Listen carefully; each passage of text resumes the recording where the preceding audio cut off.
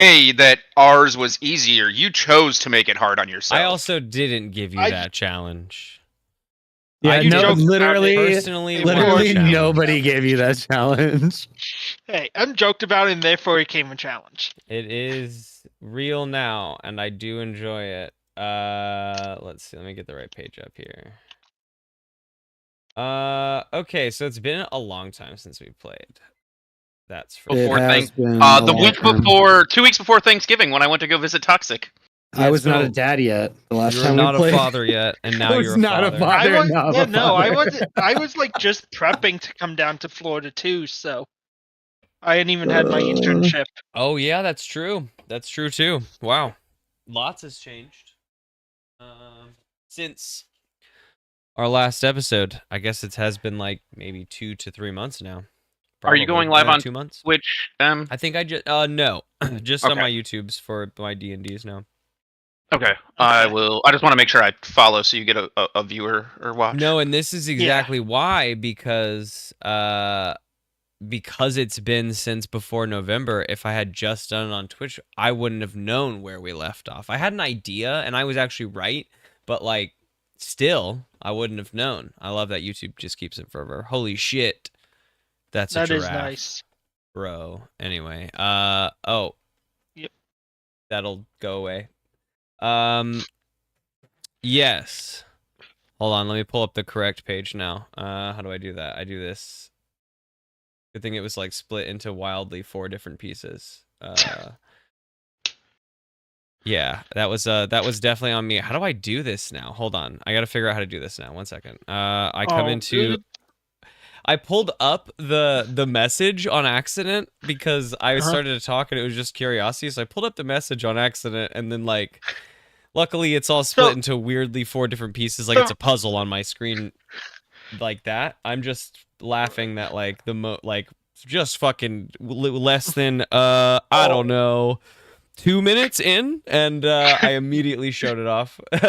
You see, this is why I chose said specific pictures that I'm allowed to show in the beginning, because I do have other photos, but that'll be so funny. Like, off stream for that reason. I cannot believe that I just like instantly clicked on it. That's ridiculous of me. I have fixed all what my is your screens. YouTube channel? Either M does or the Dungeons, Drive-Ins, and Dice channel. It should be live on now. Yeah, cool. Yep. No, wait, why is Craig up there now? That makes no sense. Oh, that does make sense. Okay, that's okay. I'm gonna come on here now. Let's see what happens. So it's been a while, but we did some stuff last time. Thank you. And it was quite a lot of stuff too. It shows me as Craig. It does show you as Craig. I have to adjust this again. Yeah, you're fine. Let's see. I did turn my camera on so people can see my ugly mug. You back to Craig. And then I'll change. Oh, it's doing the thing where it doesn't show me? No, it isn't. It is because there's 5 pictures here and I like secured it on everyone's picture because now that Craig's in the chat, there's a 5th thing and it just No, hold on, I didn't turn on my camera yet. Give me 1 second. You don't have. You do not have to if you don't want to. No one does if you don't want to. No, I'll do this fine. You know the thing. Now Craig's down there. All right. Well, yes. So last time, we started our like sort of secondary game, where, my God. Now I'm distracted by all this. I keep grabbing Craig. That's killing me. It's hurting my soul. No, I want to grab you, Craig, you piece of shit. Get over here. Wonder if Craig will respond to that in the recording. Anyway. No, I'm just gonna keep skipping over it until I fix this.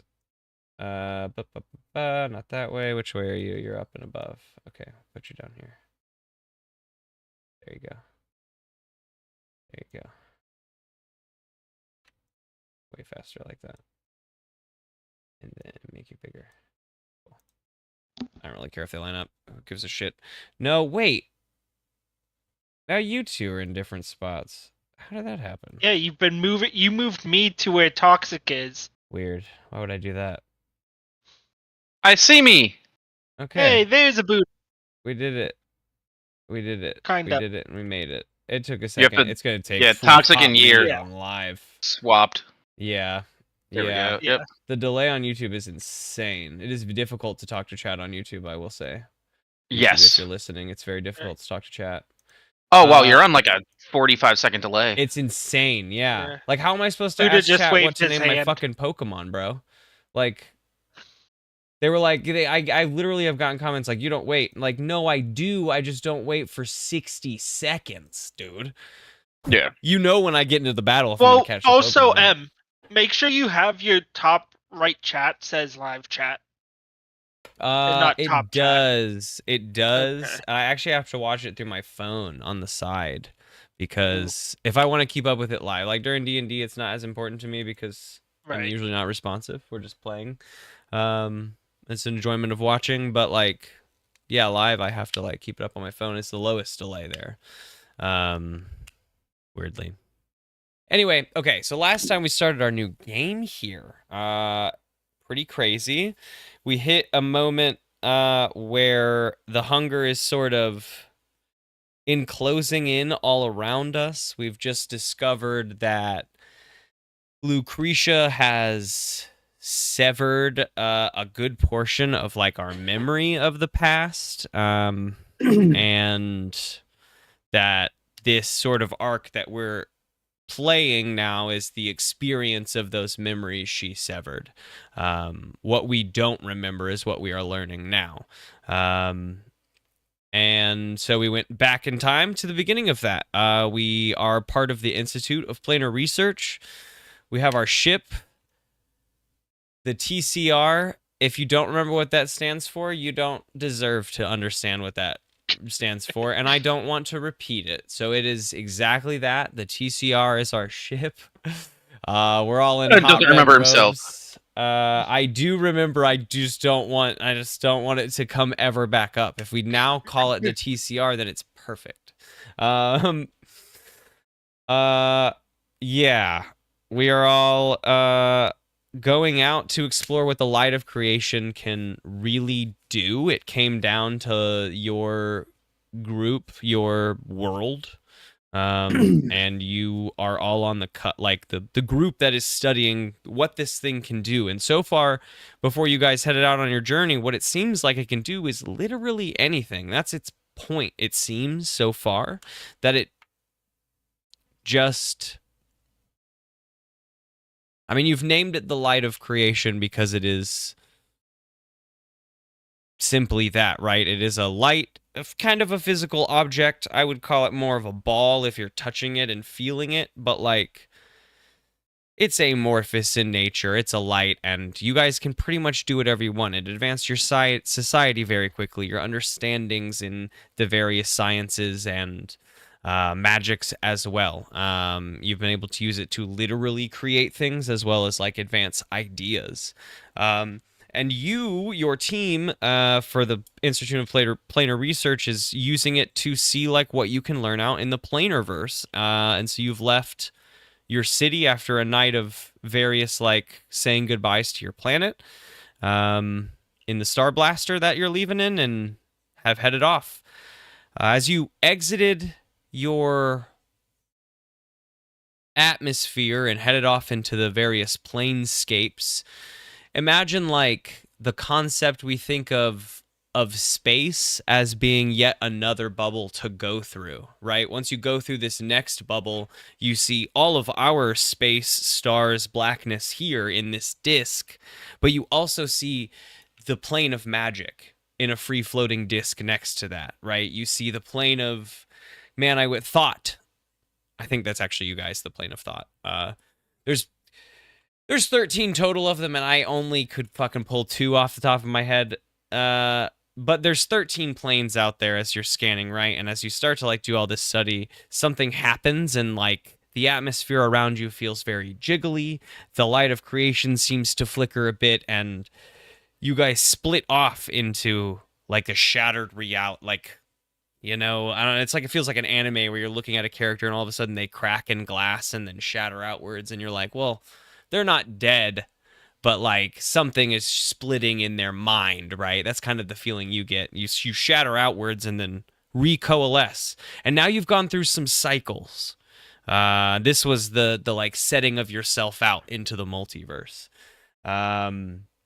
You've gone through 2 cycles in canon, like in like actual recording, but in a total, I think, of like almost 10 of them. And at this point, you've learned a few things throughout these cycles. I'll go over our 2 cycles, but most important, it feels like the overall things you've learned. And that is that you guys come here, and very soon, within 24 hours after you like blorp into this reality, the light of creation falls down onto the reality below you. We're going to use a planet because if you just talk about, like, as I said, like you leave the next bubble of space, like how would you ever find something thrown into that? You never would. So we're going to call it's always a planet, right? You guys come down into a planet and the light of creation falls within 24 hours. The Hunger's scouts show up pretty much within 24 hours after that, and then you have a year from that point before the Hunger finds its way to this plane to attempt to eat it. You know that if you find the light of creation in that time and can escape the reality with it, seemingly only while the Hunger is also here. Like you've tried to leave when you found the light of creation early on in a loop, but it didn't work. Like it didn't get you outside of that next bubble. It only seems to be when the Hunger is present can you actually leave the bubble that you're on and like get to this point of safety, right? You know that if you die in these realities, as Yi has done most of them, that's okay, because this weird split thing that you went through seems to have like logged your space across all these realities. So you seem to be okay as you come back into this. You don't have any like leftover things, I don't know, like diseases or impairments or anything like that. You just come back in as you were the day you left. I think someone has a scratch on their arm. Someone got into a fight for some kind. I think Yi got his feathers pulled out during like a bar scrawl before you guys left on his arm or something. Like you guys are some of you are somewhat marked in some way. Probably a basic scratch or 2 as the great narrative of it all. Yeah, that you come back with, but it's nothing like. Again, it's not an impairment, right? Like you can ruffle out that piece of feathers. Like he just barely like beat the darkness, and like something happened to him during it. No, I thought I got away pretty clearly. No, everyone. I mean, that's like that. That's the key of all this is that like even if you throw yourself into like off a cliff or something, like no matter what, at the end of the year, when you guys escape, which seems to be point 3, you'll come back. But point 3 being that you have all come to the conclusion that someone must escape with the ship. You have yet to find out what happens if you don't. And I don't know if anyone, I will say on the NPC crew, the others being, we have Loop, which is Angus's twin and Toxic's open partner. We have Lucretia, Angus, and Davenport, the captain pilot. I don't think that any of them would, I don't think that we might have come to the group conclusion, but at least they would be on the side of, hey, we have to escape, and we don't really want to figure out what happens if we don't. We have gone through 2 of these in sort of the narrative of it. One was the first, in which you came down to an animal planet, found out kind of how the language worked through Yi, and found your way up to their like higher court system, and argued your way into the light of creation, and got it, and escaped with the light of creation. And when that occurs, it's a little bit more rare, but when that occurs, the planet and overall reality as you watch from above seems to be battered by the Hunger, but not consumed. Just like terrible cataclysms, for sure. But there are survivors. There is culture and community that survives in those cases when you have the light of creation. But when you don't, there is nothing that remains. It is a full consuming of whatever that plane is, which is why you guys have come to know it as the hunger. That feels to me like a good catch-up. Are there any questions that you guys have before we dive in? Oh, the other one we went through was a mushroom one, in which, I don't know, I think Korik got some, like, mushroom fungus. I am currently bedridden due to time spent with one mushroom type, and I am sick. You were, for sure. We finished the end of that cycle, so you would be healed up. Like, when we come into this next cycle, you are, as you know, full great condition, right? That's how we always come back. Including, I think that was a great example of, like, what happens when you're sick and not dead, right? You still find out that you just reset back to fine, like back to how you entered into these realities. Oh, I was kind of excited to see if it like mutated at all with me or something. I think when I was re-listening, it sounded like I had come up with an idea in that moment, and I think maybe what that is like the seed of why you didn't die to the Silverthorn poison in our story that we got to play down, you know, which made you into the guy you are now, the Thorn Druid, right? It was probably the seed of that, the protective little seed that didn't just make you die to that, but instead grew. It like reproduced like a fungus would have. Okay, cool. You know, I don't think we said that in that moment, but I think that would be that seed for me. So, like, you know, as you come out of this, I think I made a joke that you coughed up a mushroom, but only for the, like, visuals of it, right? Yeah, it's never good. I mean, that's a solid coming up. But, you know, I think that over the course of, you know, this first few weeks, you're able to break that down as the scientist that you are to, you know, maybe make the 2 and 2 connection that what I have experienced with the spikes beyond that. Well, would you do that? You'd have to do that after we left this, because you now don't know about the spikes, because this is, like, you know, almost 100 years ago or whatever. Anyway, yeah, but that's how that came about. There's going to be a lot of that, a lot of little, like, thread pulling to try to, like, get to the conclusions that we've gotten to in the campaign, and that's a great one. The mushroom, like, mycelia remaining to allow, I guess, just maybe that to not kill you. That was the one thing they interacted with in the right way, to reproduce in a protective way.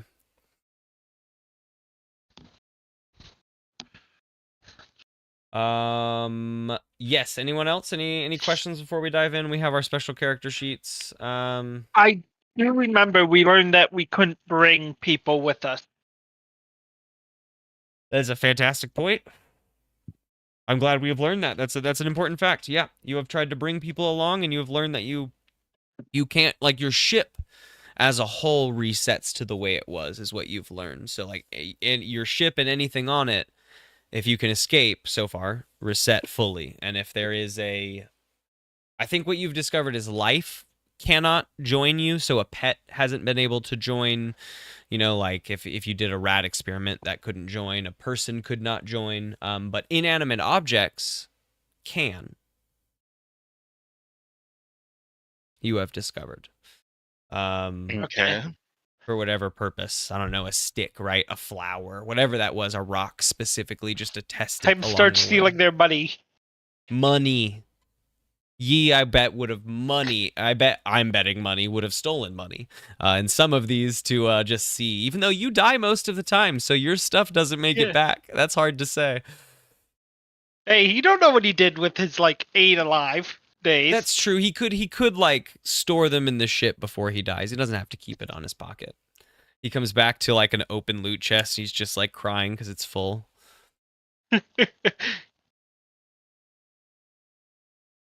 He wouldn't leave it in the open because he knows Buddha's character would definitely try to take it from him. You owe him. Though I guess I don't know paid if him back already with, like, this character. It's hard, man. Yeah. Timelines. Kooky. Okay. Any other questions before we dive into what will be cycle 17? We're going to skip ahead a bit. There's going to be quite a bit of skipping. Yeah, good. No, I think I'm good. Stellar. Anything from you, Buddha, before we? I'm good. Perfect. Cycle 17. Things have been going the same way. I mean, someone has survived every time. The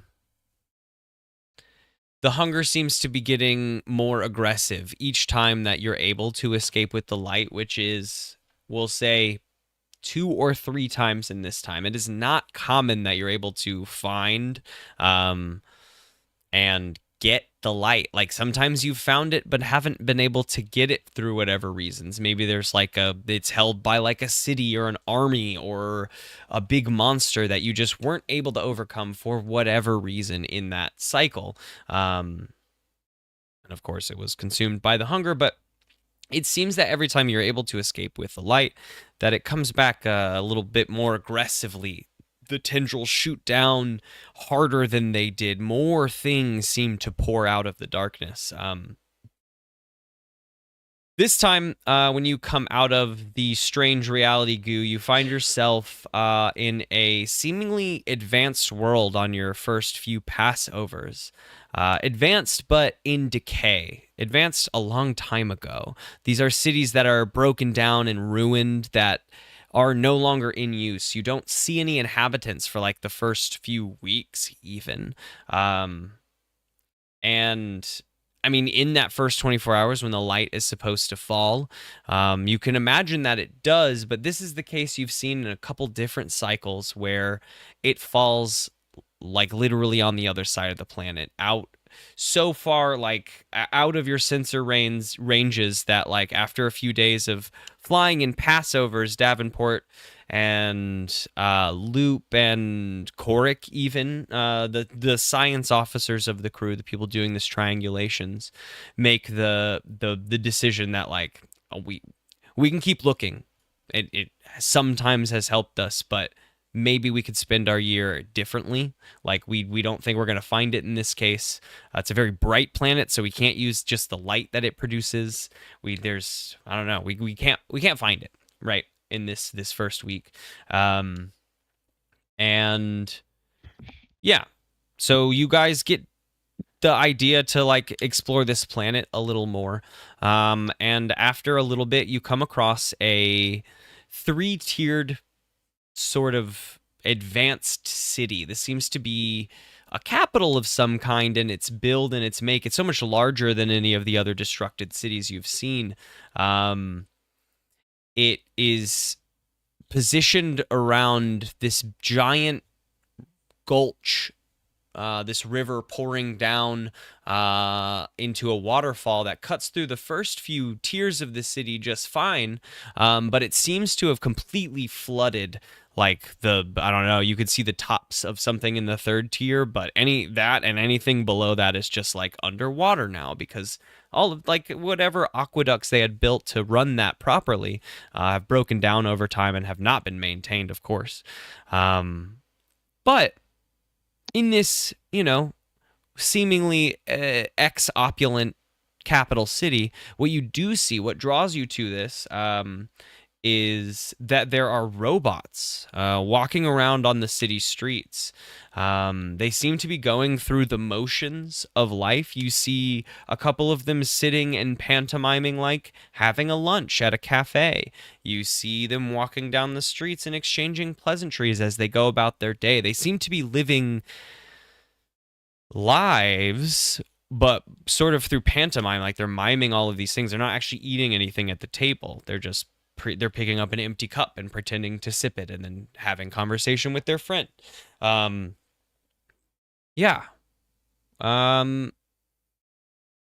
being the first sort of bit of, we're not going to call it life, but activity, right, that we've seen on this planet, your crew decides that this would be a great place to, I don't know, explore, whether that be, we'll find out in what ways. How would you guys like to spend your year around this city?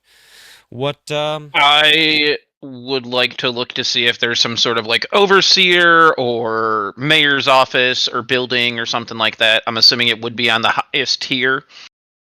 and like to go kind of just see about that and see if there's some records to try to give us direction as to other buildings we may be able to go through or something like that.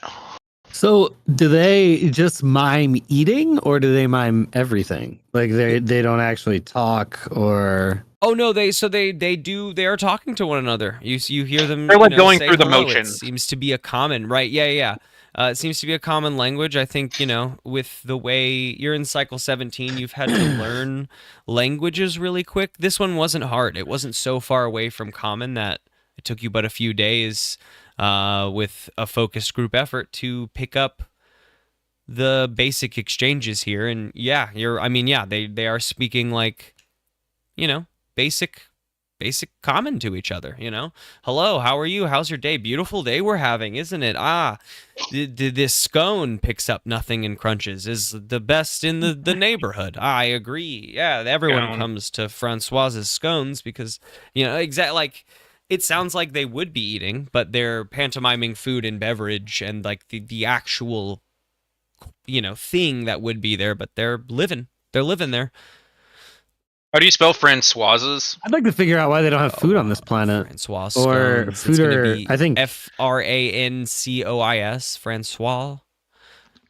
I think I want to figure out why the hell they don't have food on this planet, or water, They have or scones. They just talked about scones.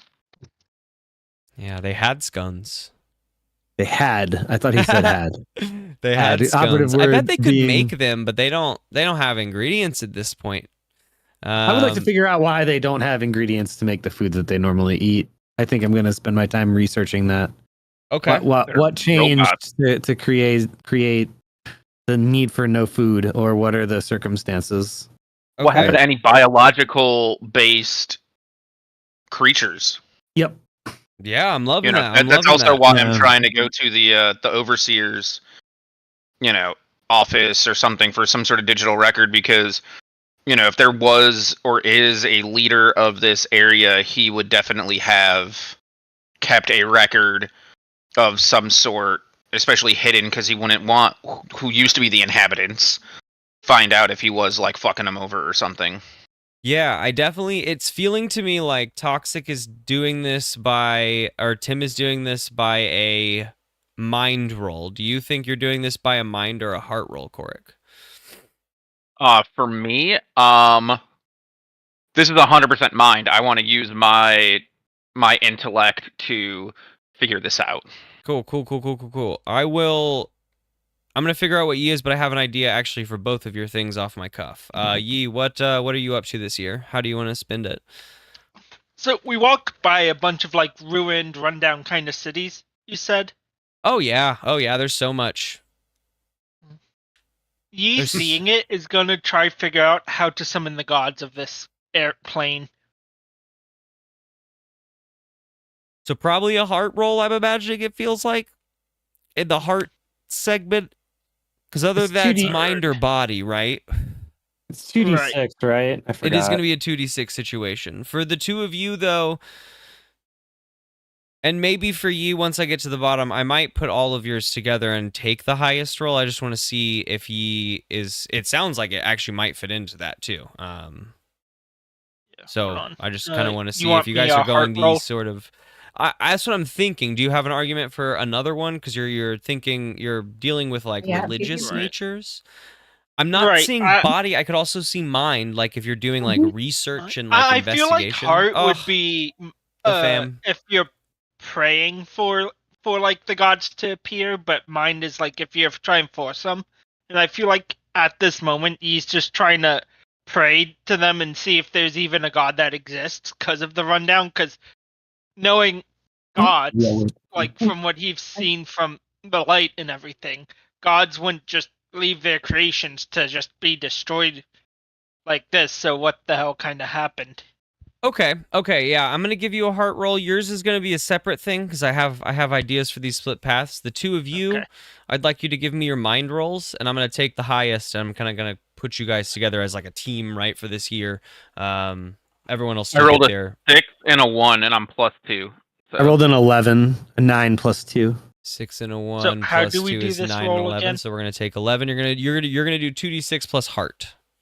Okay, that's what I want to make sure of. Yep. 2d6. Oh, that's not the roll command. Baby toxic. That is a 5 and a 2, so 8 in 8 total. Okay. Oh, did you see Mrs. Toxic bring him on camera? I did. I tried to wave, but that's vibing. I love it. He's asleep.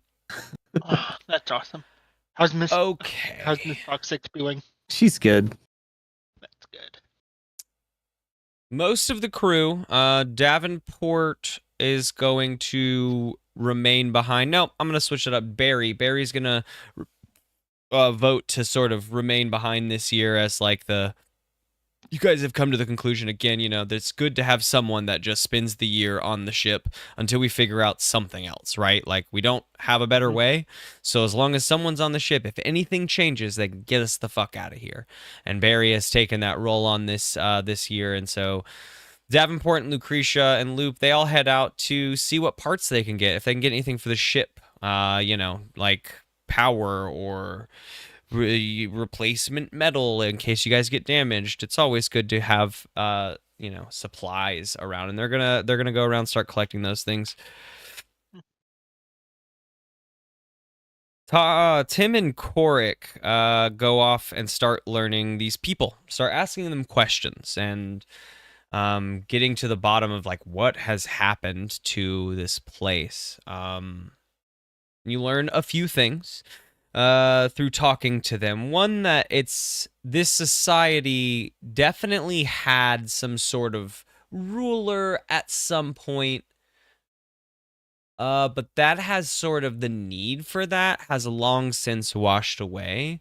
They are more than happy living their lives as they are. They don't need change. They give each other what they need, and they don't, they're not fighting with anyone. They're not in need of anything. They don't argue over scarcity or anything like that. So the need of a leader long since sort of fell away. But they still have this community. They're still active, right? They still live in this place. I'll say that while you guys are here, you see people move houses. Like they go through the rigmarole of real life. But you learn that they used to be people. They used to be something of a humanoid race that lived and populated the whole planet and all of these cities that you guys see across this. But that there was a plague that swept through and just eradicated them. No one could seemingly escape from its wash over their planet. And in this capital city, 2 organizations kind of developed out of that in an attempt to save people. One chose to save who they thought were the most important people, right? Which turned into sort of a wealth grab. The rich of the rich, the most important, the leaders, the wealthy artists, whatnot. These people were sort of a part of this group. Ultimately, though, they failed because nothing was like they couldn't. It was very easy to see that they weren't going to have a community after this happened. The second organization that you guys are able to get, and this one's a little bit harder to... At first, it seemed like they were beating around a bush, just like not telling you. They told you about this organization, but you kept hearing there was something else, there's something more, someone else did something. And it took you a long time, but Korik is able to find the right bot to speak to, I think, is what it is. And you learn about this second organization, the Beasts of the Ring. Its name, while said, like the intention of it is long since lost. Like what that meant is gone. But they have the name still locked in there. They managed to do something. They found a very powerful source of magic, of energy, and were able to capture the souls of people in this source. But the source was sort of once captured in it, the souls were able to travel to and fro, and into the bodies of their, what used to be just sort of servitude droid bots. These weren't always us, this person tells you, but they were just sort of our, our workers, our, build this building, do this chore. They were servitude bots. But this source has allowed them to extend their life and their life beyond by being able to like sort of freely move their souls into different forms, and in this case, inanimate objects being these robots. Yes, that is what you guys learn. I'm gonna give Tim an experience because you did succeed, so you get 1 experience for doing some history stuff. I'm gonna give Cork an experience and a bond, sort of with these people in this place, because this took you a lot of people of talking to. You probably spent some days talking to this specific robot, like developing a friendship with them. So, the bond is sort of to this community. I know that they're just sort of number values, but that would be the difference, I guess, between why Tim didn't get it and then you did. But more that was just the numbers. But you guys both got the successes based on that wonderful 11. In working together this year, learning a little bit about their history. What I will tell you also with that, like that both of you working together, is that you feel there's one fly buzzing around my computer screen. It's pissing me off. You feel that they're not telling you everything. You feel the fly on M's computer. You feel the fly on my computer. No, you feel that they're not telling you everything, but even this robot doesn't give you more than that, right? Yeah. Yi, you spend time praying in their temples. You spend time trying to connect with their god space, whatever that is, which you have connections to powerful, like what has turned religious deities, and this should be easy for you. But I think in this time, you got an 8? Yes.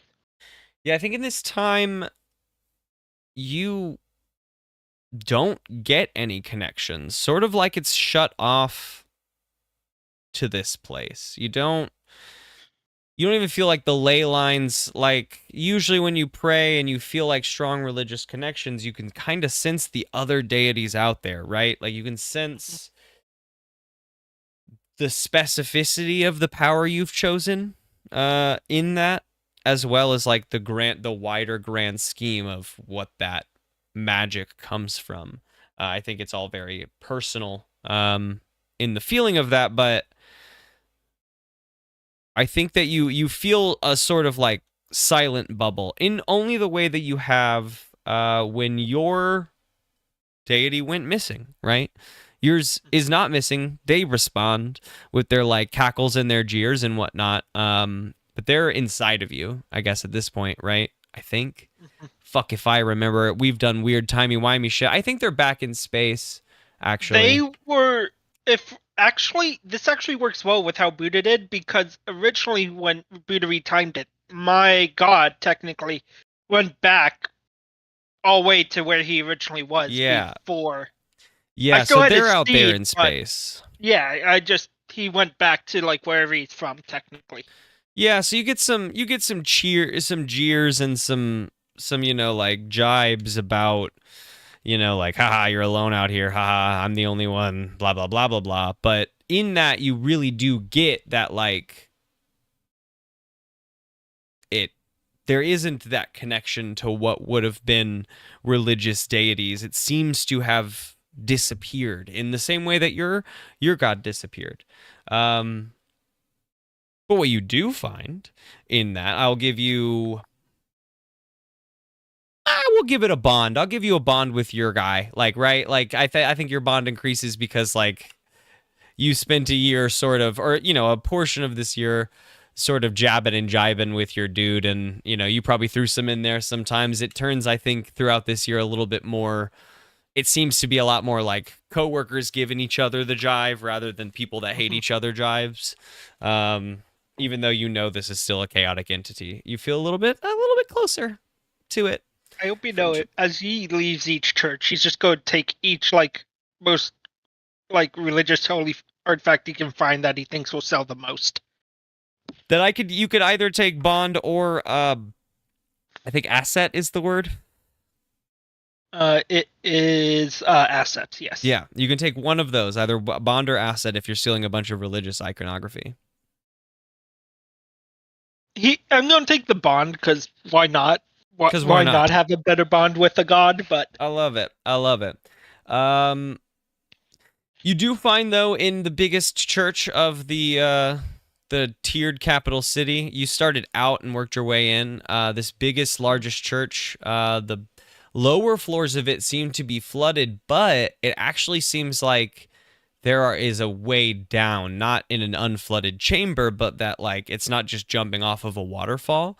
Through this church, you see, if you could figure out how to be underwater, you could probably get down safely into the next tier of the city underwater and figure out what's down there. But you found a path through here. Okay.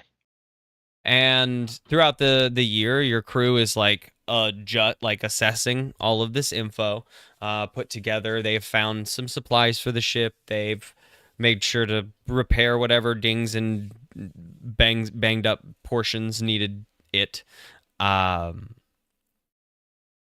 And let's see. Davenport suggests in this last month you guys have that it's something more is here. There's an energy source that they spoke of, right? That seems to be still in effect. And you guys have dug through these two top capital layers. And Davenport is arguing that it's best probably to go figure out where that energy source is so that the hunger can't claim it. For whatever. We don't know what it does when it claims things, but if it has the ability to move souls in and out of vessels, then it's probably good for us. What's up?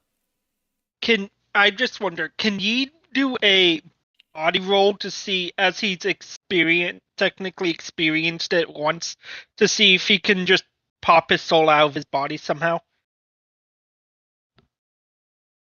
Oh, God. That's wild. Because I feel like body roll, though.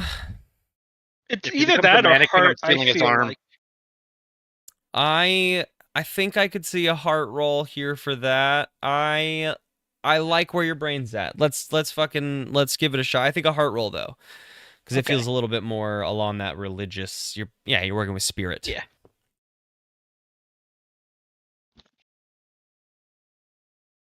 That is a 9. Bless you.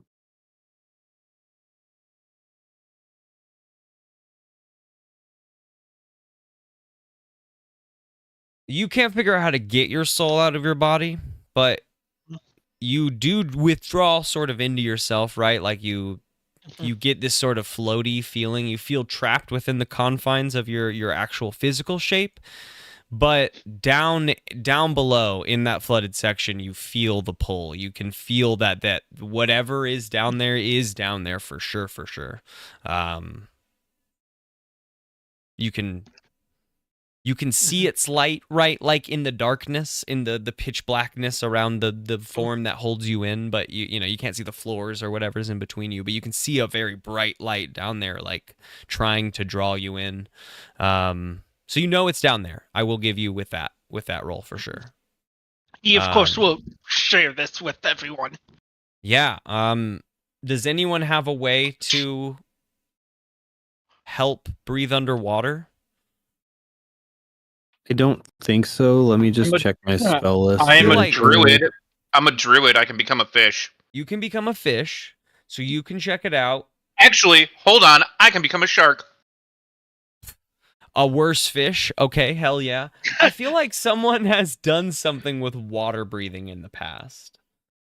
It's not me. I don't have underwater breathing or any of that. Or in case I want to use arms, can I become an octopus? Would you allow that? And I could because octopus can fit into holes that are this fucking big.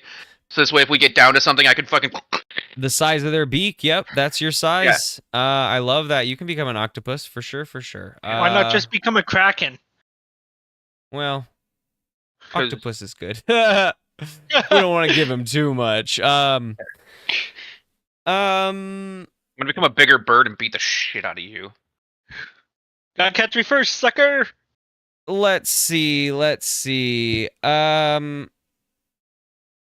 I'll give you guys a mind roll between you and Tim and Yi to try to come up with a system to breathe underwater, right? Can we figure out how to make a sort of breathing tank or an apparatus to get down there? I'll give you guys a mind roll for that. You have a lot of tech and I rolled a 7. That's not great. With your plus or minuses? Yeah, with my pluses, I rolled a 7. Oh God. What about I would like to phone a friend. I would like to phone my friend Tamagotchi to come and create something for them. Oh man, I don't know where he's at during all this. It's one of the realities, but maybe not this one. God, it's the crossover I didn't know I wanted until right now. I got for those if you two don't know, Tamagotchi is M's character in his main D&D campaign. And he's a changeling artificer. I thought you were talking about those toys or the roulette guy who gives us stuff. No. His other character's name is Haribo Tamagotchi. That is where his name comes from, though. The future naming convention we made up for people's future names is company related, and so his name Haribo Tamagotchi is in fact a direct correlation to the Haribo candy company and the Tamagotchi digital thing that we used to play with. 100%. I mean, who doesn't love fucking gummy bears and little digital creatures you can kill? I tried to come up with his family was supposed to be wealthy, but old money that has lost out on a lot of its money, and so that felt really good for the Tamagotchi line, right?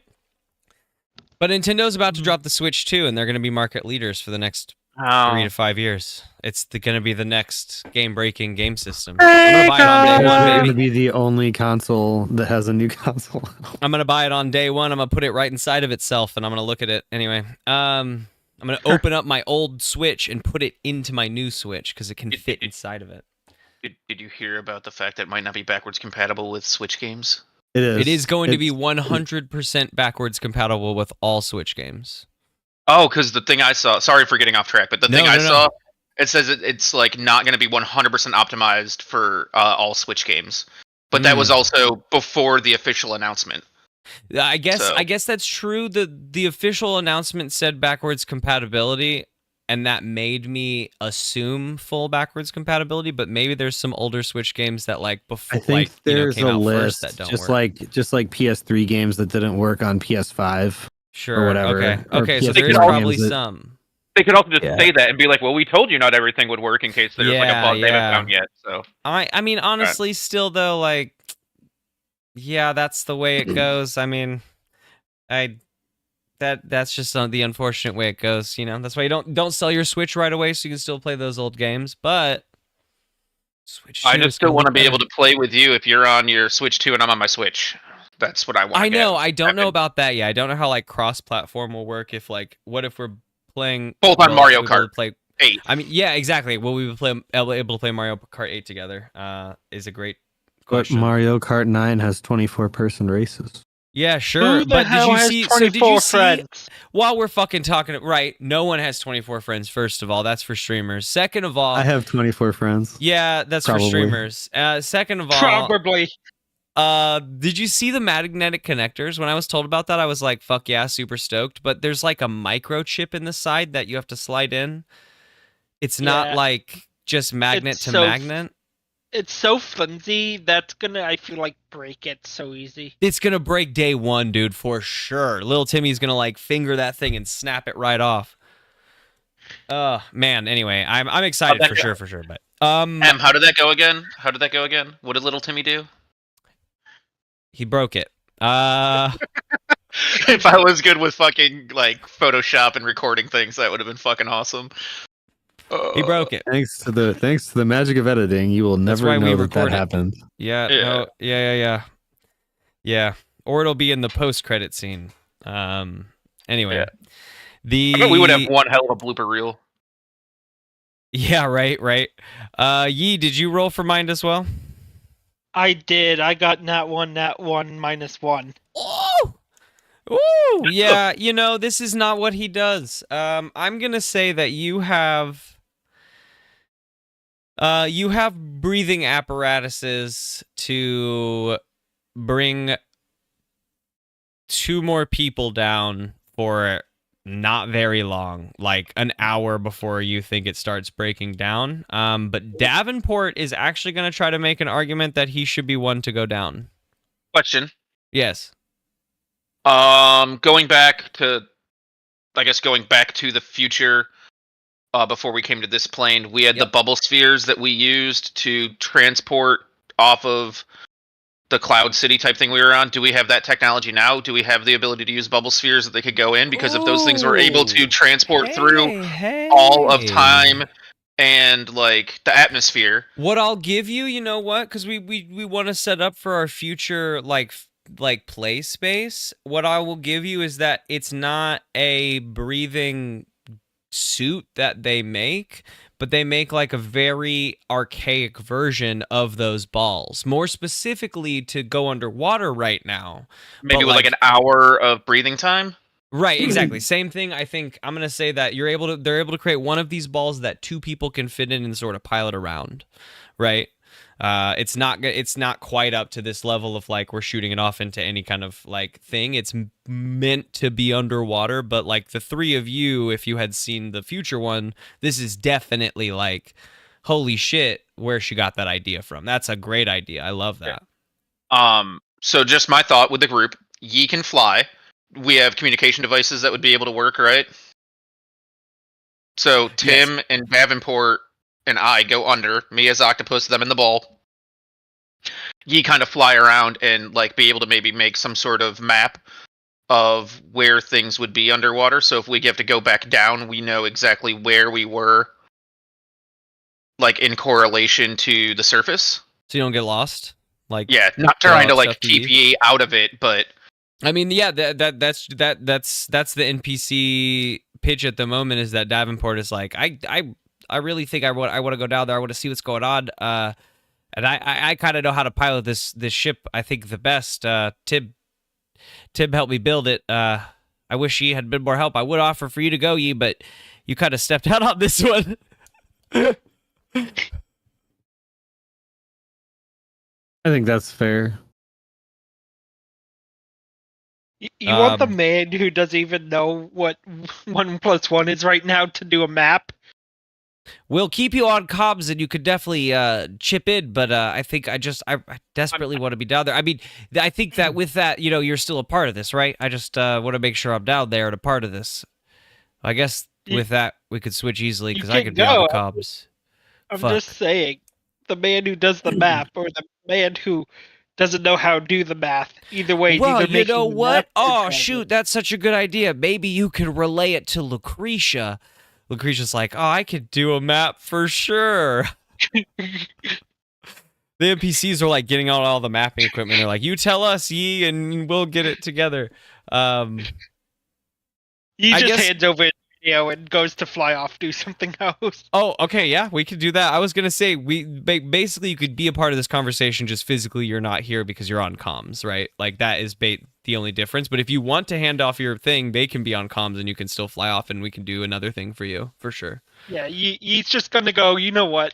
This sounds boring. Here's my radio. I'm gonna go do my own shit. I'm gonna go loot. I love it. All right, cool. Yi floats off. Well, I will definitely come back and ask you what you're up to while they're doing their thing down here. I love that. No, don't. The 3 of you, Davenport and Tim, in the sort of underwater ball bot. You got a couple little arms to maneuver things around, and Squid Oric. I flop myself on top of the ball as we go down with my Head tentacles, down? just kind of just Perfect, just kind like of it has drape over the hair. top of it. Mm-hmm. Yeah. I'm in mullet form. Mullet form, good. 2 tentacles in the front, 6 in the back. You guys find your way down to a fully flooded chamber, with a. There's twists and turns. You down here, I mean, the city is destroyed, mostly by the pressure of all this water over the period of time. But throughout these ruined like corridors and down deep into this seemingly this specific temple, in the lowest catacombs of what used to be this temple, you can see the broken down walls that lead out into now just sort of ocean, I guess, or like the rest of the river. But in this lowest catacomb, you find this massive glowing crystal. You can see all of these shapes sort of floating around inside of it. After a few moments, you see a sort of a ball of light float down and through the floor, and straight into the crystal. They hover around themselves for a moment, and another one leaves and floats out and back up through that space that it floated through. Standing in front of this crystal, its feet firmly clamped into the stone, keeping its position, is a pretty large... if you recall, like, the imposing form of Roswell, like in this plate mail suit of armor, like that, but kind of, it's a robot. It's just this big, bulky robot that as you enter the room, its head actually, like, clicks up into place and swivels through the water, little air bubbles flowing up as it does. Only one of its eyes alight, but it looks at your form as you enter the room, because you guys are just, like, one form at the moment. And it just sort of regards you quizzically for a brief few moments before you hear a patchy sort of radio static over your comms, and you hear a, "Why, hello. What are you doing here?" Tim, I'm an octopus right now, so you have to take the lead on comms. Guess I that's don't true. even know what we're looking for. I was trying to calm the baby down. What are we looking for? There's a giant robot, and there's like a big crystal in a room that we had entered. Yeah, so this And it big looks like the crystal robot's kind of like guarding the crystal. Is the power source that you guys are after. Davenport seems to be sort of struck by it. He's staring at it. He's writing some stuff down in his notes real quick.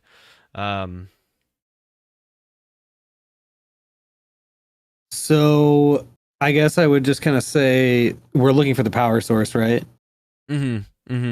Yeah. So I would just kind of say we're looking for the power source down here. We heard that there might be a power source to find. Oh, sure. It says over a staticky radio signal. I'm sure that you can see it behind me. And it sort of reaches back and taps a big arm on it. But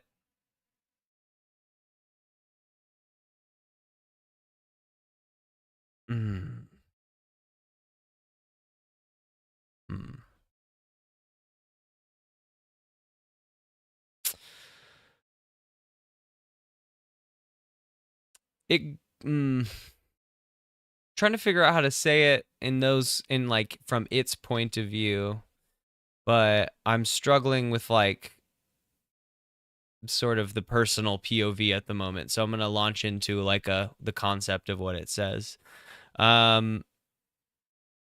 It asks you, no, because you guys have spoken to a lot of the people here at this point.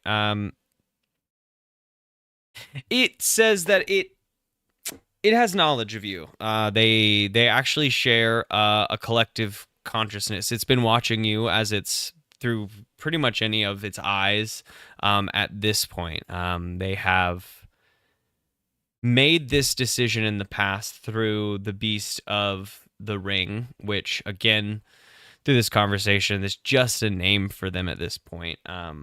but they made the decision to store as many souls as they could within this crystal before the plague overtook the last bit of life. And because it was done so late, because their focuses initially were on saving the wealthy and the high class, it was a little too late, and all they could really save was about 150 souls before the plague overtook even the wealthy, hidden off in their bunkers.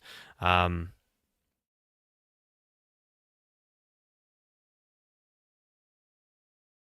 it questions what you guys would intend to do with that power.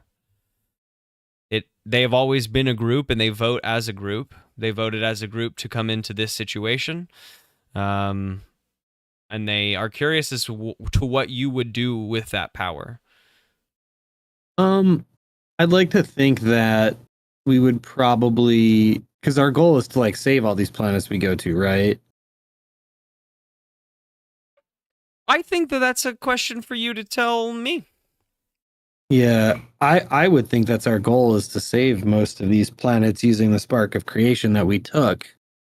So I mean, I guess I would say, well, I would think that our goal with any power that we had would be to, find a way to potentially maybe cure this plague and bring these people that you've stored in this power source back to life. I don't know. I don't know how to explain that to him without giving too much away. It responds with sort of a sense of brevity. They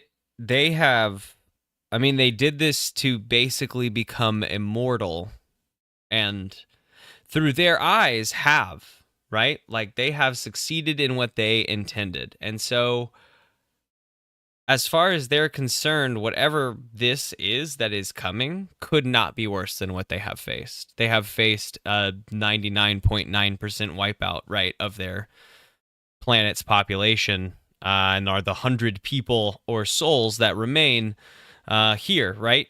So their sense of cataclysm is sort of dulled at this point, right? Like, that means nothing to them. They have saved themselves already, right? Is what they say. Davenport comes in, however, a little bit stronger. He cuts off the controls. And I'll say that you can hear this through the vibrations on the bubble choric, right? Like, you could still understand the conversation. But Davenport argues, he says, Tim, we have to get this thing. We have to take this with us. The Hugger cannot get its hands on a power like this. As Davenport says that, I slowly start to just disengage myself from the top of the bubble and start to float upwards about 5 feet above the bubble.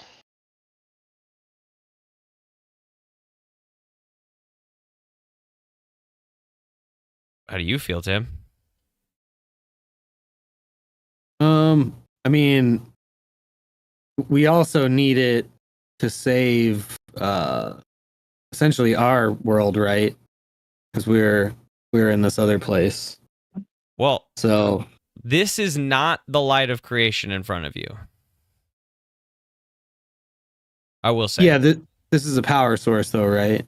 It's like It's something that is allowing them to basically store and encode their souls into a data bank, right? And then they can, it seems, I guess from what you've learned, they can come to and fro this data bank at will and try to kind of trade out. So they only have so many robot bodies up there in that city. And every now and then they just sort of trade out and they let someone else go out into city for a while, go to lunch with their friends, right? Sleep in a bed, whatever that is, right? But yeah, that's this source. That's what Davenport is arguing. I don't know that it'll help us get home or that it'll help our world. I mean, of course it could. Of course this power would be wonderful if we get it back home. But the hunger can't get this. The hunger can't. It consumes millions of souls. So, I guess could I explain a little bit about what the hunger is? Because we all have knowledge of that because we went through it, right? Yeah. I mean, you've had 17 cycles of engaging with this thing that you guys have begun to call the hunger. It just consumes more than the world you're on. It consumes everything in their plane. Yeah, so I'll just explain to him what's going to happen if they don't, right? Say, hey, if you don't do anything, it won't just be like the souls that you'll have to worry about. It'll be this entire plane of existence. So that's kind of why we need the power supply. I would like you to give me a heart roll. Try to connect with this thing. No, that's such a terrible stat for me. Actually, it's not. It's a +1, but it's not my best. 9? I am Ron Burgundy. I am Ron Burgundy? That's a 9. Yeah. Success, but at a cost. Let's see.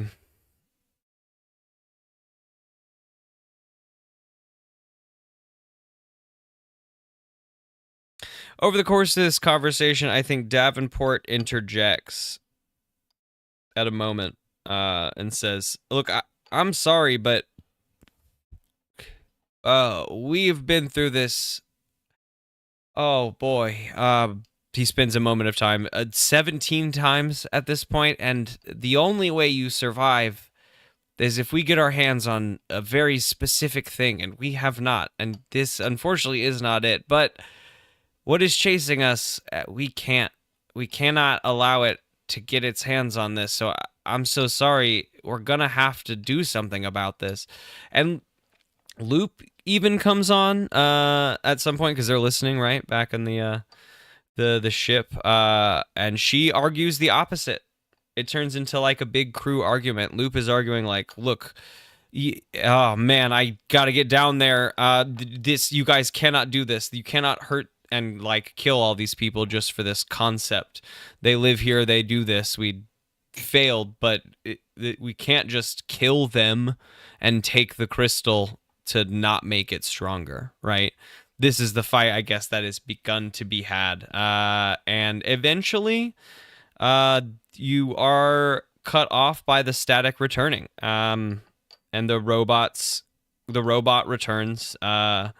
And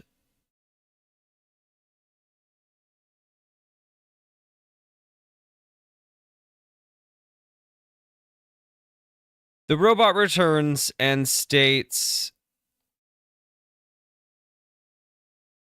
that they have heard what you're saying, and their lives ended. Here's what it is. Okay, I got it. Their lives ended a long time ago, and they have heard what you're saying, and they feel the urgency behind that, and they agree more or less to have you take the crystal. If what you're saying is true, then the lives of us 150 souls or whatever in the 100 bodies we're allowed to populate for the rest of, eternity is not worth the lives of whatever that could mean. And they ask you for 24 hours, I guess, to say goodbye to one another and to move off in their own sort of moment. And Davenport attempts a little bit to argue like urgency, because you guys know that the hunger needs to be coming very soon. It's never, I think it's always a year, but at the end of a year, like, how has that been passing for this this world, like it's a year in your time, but do the days move differently, whatever. So like you try to keep up with it, and you know that it's coming in the next couple days, and he tries desperately to argue like, we don't have time for that, we don't have time for that. But through your role in Loop's connection, you guys come to it that we can't kill these people. We gotta let them go off on their own sort of way. So you give them the 24 hours. Things get a little dark and hectic in that time. Leading up to that moment, though, Yi, what you flew off from the ship? What did you go to get up to while they're down in this thing? It almost turned physical. I'm glad. Like Court got ready. Court got ready for it.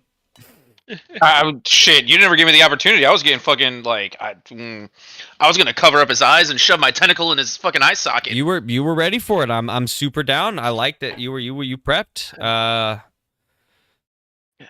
Yeah. No, there's still an outcome to come for that. I just want to get Yi back onto the catch up before we do that. Man, he's out gallivanting trying to find scones. He is. What are we up to out here, Scone RP? No, that's Tim's thing. He's gonna go. It always circles back to scones. It's not Scone RP, OG. That's me. What did you get up to when you left the ship? He went to go find a military base to see what he could see that's around there. Oh, sure.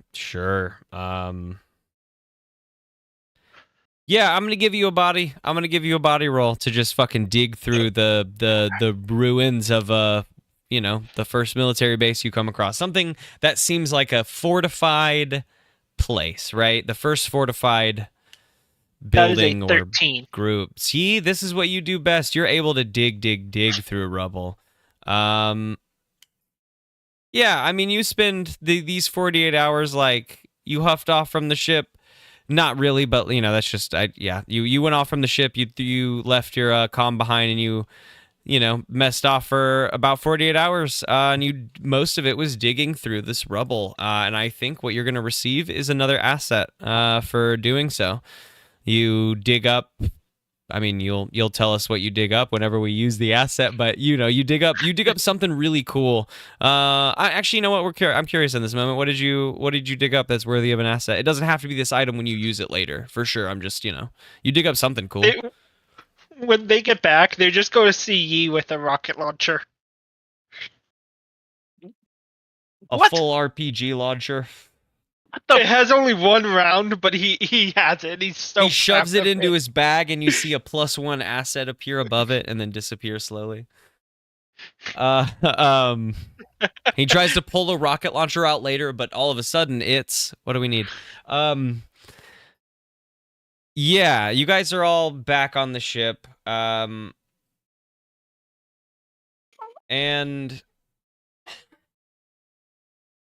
there's a little bit of tension, I think, with the outcome of that roll. You get what you wanted, but at a cost. And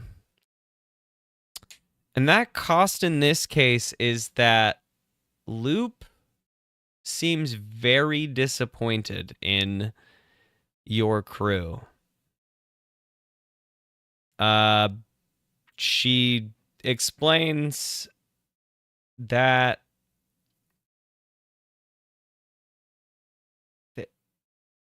they got to go out on their own terms, and they definitely got into this situation on their own terms. But that she feels very uncomfortable with the concept, I guess, that she argued before, before all of that went down 24 hours before. And that is that, she says that we cannot be going into realities to kill them in order to save them, because that isn't doing anything. We're just doing what the hunger is doing. And the fact that it ended up with you at the crystal, I think what that means is that Loop is just sad. She's sad, and she feels disconnected, and she feels some kind of way. She kind of goes a little, I don't know, what do you call it? When people, They like close themselves off. She kind of closes herself off a little bit, including to Tim in this moment and in the preceding bit of time. She seems very dejected by what has come out of this. But you escape off as the tendrils of the hunger begin to make their way into this plane. Unfortunately, no light of creation, but this is an inanimate object, and we will have to figure out what the fuck this is about later. But you escape with this weird crystal that giant, I'm going to say it takes up a little space in the back of your spaceship. Back. Oh, yeah. Oh, no. Well, he's starting to cry, so no, yeah, 100%. I thought I heard a burp up, and I thought I just wanted to make sure you didn't want to burp. You didn't get burped up. This is great timing. I would love to do a bio break myself. Let's do a bio break. We're just coming out of this cycle. We're gonna circle back into another cycle when we return. While I figure out what that cycle is.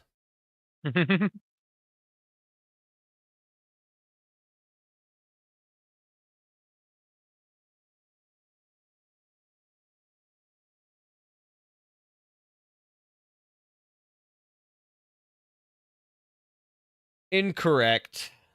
This is the first one that gets switched. It's crazy to me that up until this point, you guys have stuck early on. I made a call I was like, well, I have to relate these characters because at some point, like, this character went through this, and I kind of am curious, like, what character that would mean goes through it for us. And for the most part, early on, I tagged you guys to characters, and it has made sense every time this stuff has come up to be like, yeah, it is still that character. Like, yeah, Korik has done all the things that this character has done or fills the same role in this moment. This is the specific one that it can't be that. It can't be the person that they're like, and this person for this. No. No.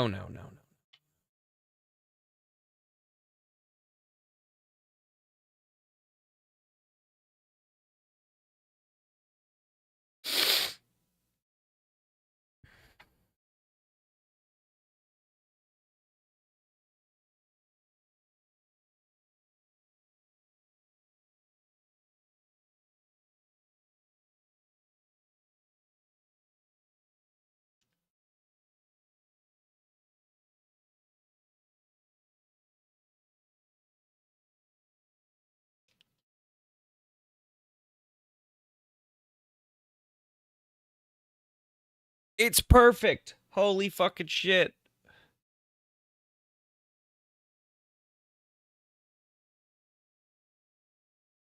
Amazing.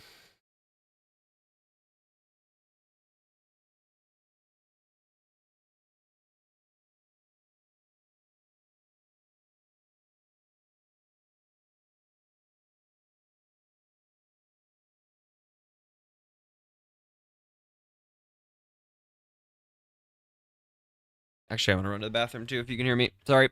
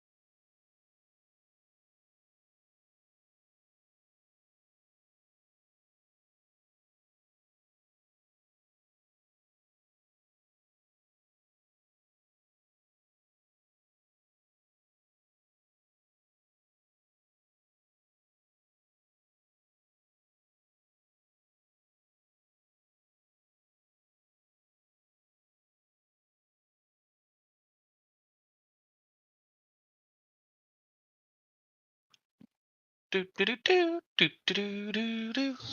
Welcome back. Thank you.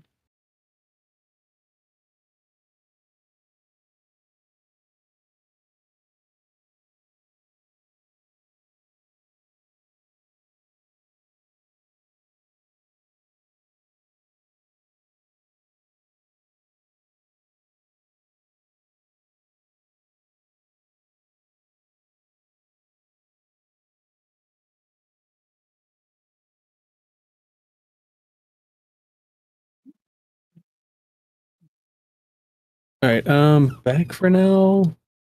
Welcome back. He's fussing again already, so please. Oh, We took a bio break, so I'm stepping out away for a minute. Yeah. It's too early to feed him again, so You're definitely right with the set of lungs on him. Yeah, no, we could hear him through your mic. well, I was holding him. Yeah. And now he's crying again. Buddy, we can't always hold you.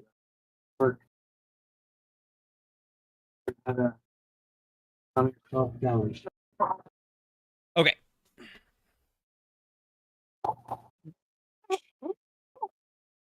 You gotta give him a little credit. He's only 5 days old, man, or 5 days old, 4 days old. He's like 3 days old. Yeah. Yeah. Today's Tuesday. He was born on 4 days old. Today is also like, especially because like the next part is that a good portion of this I would love commentary from the others while we're doing this, because it's just important to the story. Everyone's going to get like a little kind of little solo specified journey. And I can't speak for the others, but I know that for the first one up, it's going to be a lot more like that person's experience, and the others aren't technically there. However, I still think it's fun to get commentary, so like we can pop out of the scene and talk about it as a group, because it's always cool and important. And in between those moments, your characters would be talking about it. We're going to do this little scene a couple times, and in between those scenes, you would be talking about how each scene went. But during the scene, technically you're alone, so there will be little moments for each of us that are a little more specified. But for this first person who is not toxic in this case, it's not, it's great that we get to be here still and like hang out, and that you're taking care of a baby, because it's, so we still want, when we get to those moments, just be aware that like I have my headphones everyone's on. got some solo moments hear. coming up for sure. All good. So we're gonna skip only one of them here because they put it in. I can't. There is no reason, in my opinion, for a beach episode in fucking anything unless your tension is super fucking high. Beach episode is only ever fan service, and we don't have a reason for fan service, nor are the tensions incredibly high. We move through each of these at a joyous rate, so it's not like we're getting crushed out here. Yeah, I'm just skipping the beach episode one because it, even in the like listen through it, it is literally just for like a little bit of relief before they continue on their journey. And I don't really, we don't need a beach episode. We have had months of relief. That's more of it. We've taken 3 months off. We don't really need to like pause in action for a beach episode. No. I okay. Think most of the beach episode would be Tim and Korik trying to take the rocket launcher away from Yi anyway. We can imagine the rocket went off during that beach episode at some point for sure. You definitely don't lose the asset, of course, but the rocket went off.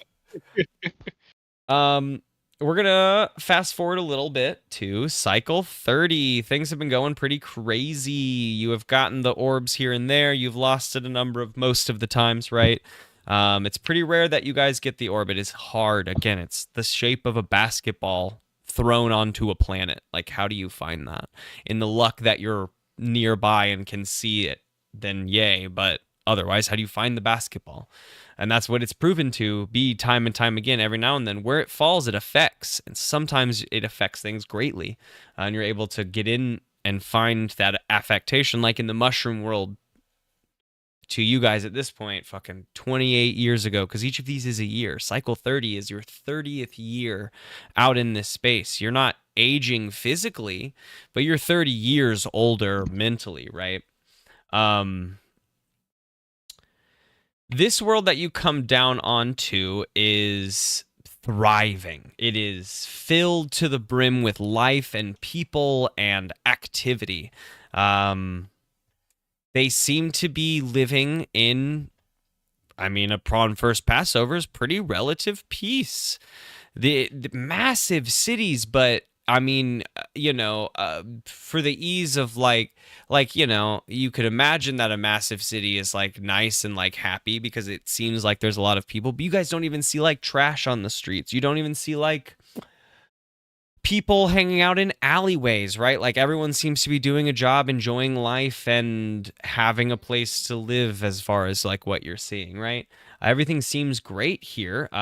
And even between all the nations, you guys pass over, there doesn't seem to be conflict. It just seems to be pretty happy. People living in some harmony of some kind, trading as they need and existing as they see fit. You guys settle on one of the nations at some point to pass over. This nation actually is where you have seen the light land. That's why you've settled on this nation. The light has fallen down into it, one of the oldest ones called Tesseralia, which seems to be very well built up, but again, very harmonious, like white marble cities that everyone seems to be very happy and pleasant in. As you land down, you're greeted warmly by the governor, who informs you that as you guys tell them, you're here for the light of creation. You've gotten used to it at this point. You're not hiding anything, right? Like, this is before the days of being a secret organization, the Bureau of Balance, where the Voidfish is like keeping info. You don't know to hide it. And at this point, it's easiest just to say what you need, because we have a year to save your asses, and if you don't give us the fucking light of creation, then you're dead, and there's nothing we can do about it. You know what? Actually, in 30 years, just curious about from each of you, what is one way that you have spent a year trying to save this planet not being the light of creation? Like, what's one thing you've tried that wasn't the light of creation? Because you got to try something, right? Like, if you don't have the light of creation, I'm going to save these people, I have to. What did you do? I tried to fight the hunger by just fucking spike growthing that bitch. I tried raging as most I could. I was like, yo, you punch me in the face and steal my wallet, to get as angry as I could, and just tried to just fucking rage mode that bitch, and I got destroyed. I fucking evaporated into absolutely nothing. Tried physically fighting it when the hunger came down. I do like that. I tried to create, to expand myself as much as I could to try to protect as much things, and just fucking got eviscerated. I mean, we'll even say that year, like, that's what you spent your year doing, preparing for, and you also prepared whatever civilization you were there for, right? Cycle 21, whatever. It was a cycle where the planet was rich with vegetation, and I spent the year bonding and talking to the plants, and got them to even try to just have the entire planet just to rebel, and it did. And it did that year. Whatever successes, whatever abound occurred, the planet revolted when the hunger came down. It was my stay-on fucking spirit bomb, and it failed. Exactly, and it failed. It felt good as your team is flying away, because this is a Korik. I have this thing. I've been preparing for this thing. You guys have helped me train whatever we needed to train, prepare in whatever way. But as your team flies away, they watch Sure, the first tendril that comes down, it seems weird, you're doing some fighting, but as they fly out further, your core is the planet's waving and fighting back, but in your one little area, do you make somewhat of a difference for a little bit, but your energy you don't have enough. You just don't have infinite energy. You can't put it in there forever. And it's seemingly, you're fighting off a pillar, But when the second pillar crashes down upon you, like immediately you have lost. It like literally lands atop you, right? And you are eviscerated by this tendril that then quickly sweeps over the land space. They may fight, but as you've learned, and we'll say that was much earlier. I like that being earlier. As you learned really early on, you cannot. I want to say it was this in the thing. teens, like Yeah, because it was like at least maybe 13 or 14. Because it's like, okay, we spent 10 plus years trying it this way, and finally I was fed up, and I was just like, I like from the moment we arrived at the planet, I'm gonna kick its ass. I was just like, I was communing with nature, and it took a toll on me. Like, I would like to even say maybe even on like the next 3, my mind was not there. Like, they had to snap me out of the funk. I was just down in a rut. I was depressed, dark, and just like, how the hell are we even going to be able to do this? Ooh, Like, on cycle 14, you poisoned half of your crew because you didn't. That's when Yi died to a friend poisoning him because you're like, there's no point in going through this anymore, guys. And then it took you a year to snap out of that, right? You were the one. You poisoned your whole crew and you're like, there's no point in living through this. And then you got them out at the end of 14, but like, and then everyone's like, hey, snap on the shoulder, stop that, get better. We need to the knowledge of the mushroom that just like that bedriddened me. I spent a year recreating that potion or that poison, and I just fucking like, Yi, what's your favorite snack in the world? Oof. Yi's favorite snack would have to be Butterfingers. Okay, cool. I injected this poison straight into the middle of this Butterfinger, and I just I got like fucking 500 Butterfingers and scones for Tim. It was Butterfinger scones, and I poisoned the fuck out of everyone. What about the other two? How did you attempt to fight the hunger during your 30 years so far? Yi had been building slowly, like with his seed he had in himself, he slowly had used that to kind of build a cult around him and kind of convince people to follow what he says, kind of a suicide attack type of thing. Like how people will believe you no matter kind of what you say. Yeah, using the power of religion. I'll say that like during that year what you learn is that when you are able to get a group of people to believe in the things that you tell them, and when that's maybe you'll discover someday it doesn't have to be, but currently it feels when that's backed by reality, that power grows. Like you felt just so much more power of Hadar in that year. And we're able to utilize it at the end of the year. But in the end, it turns into it sounds like just a total slog against whatever hunger comes down, right? And even the belief of many. We'll say you convince a city, right? To really get behind you. This is the only way out, and you convince them of that. And that is still, like, it just isn't enough. Like, the power of belief and the power of, like, the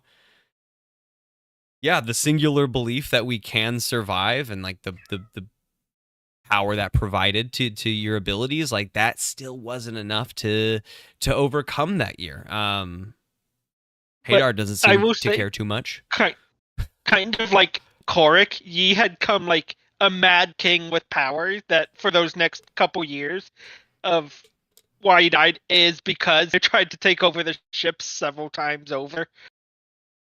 Yeah, he had to be pushed into an ocean and so a shark ate him. He had to be, kicked out into space. Like, the year you came back, you're like, I'm the boss now, and they kicked you out the fucking airlock. What's up?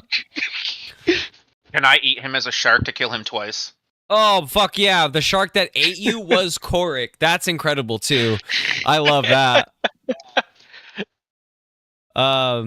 Tim, how have you what have you stepped into attempt at some point, right? We know it's not going to work in the overall scheme, but like, what do you passionately get behind to stop the hunger or to save a plane? So I tried to fight an entire like plant planet. Your headphones are off for this, and like I tried to like commune with the entire planet to like have my like Iron Man, I am Iron Man moment to save everyone while you guys go off planet type thing, and then I just died horribly. So That's what I tried. So We tried fighting it, and we tried bringing religion to stop it. Is it a female? Are you just going to try seduce the darkness? Yeah, of course. Why not? That tracks for me. You just make the College of Winterhold for bards and try seduce it. what form? What form does the darkness take? What is he surprised? What is I'm surprised? I feel like he shouldn't even be surprised. You know, it is surprise. There's a lot of like changes I would want to give man to that thought process. That's very fun for me. Oh no. Hey, I told you we could have an entire episode of How just do toxic you- seducing things. You don't know. You don't know. What you don't know. So what do you do about that? You're gonna try to flirt with this thing? God, I'm just I curious, have my like, vision what- of how this how is do going you- down. What's your thought? I like the idea of that. I can't quite yet take the stepping stone to figure out how you flirt with it. Right? I don't know. I would think I would flirt with it to try to convince it to not kill everyone. Yeah.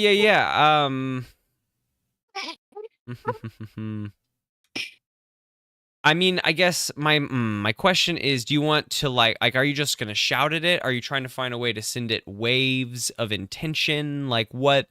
Yeah. What's your? You doing this magically? You gonna build a big speakerphone so that you can shout louder?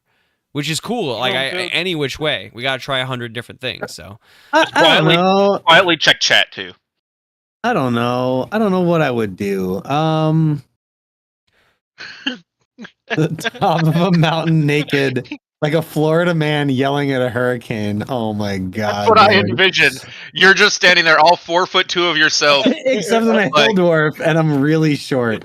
Yeah, all 4'2" of yourself, or you like 3'9", like what's your height? And so you're standing at the top, and like your magic is like surrounding you, but it looks like confetti is just swirling around you. I'm 4 feet tall. My character is 4 feet tall.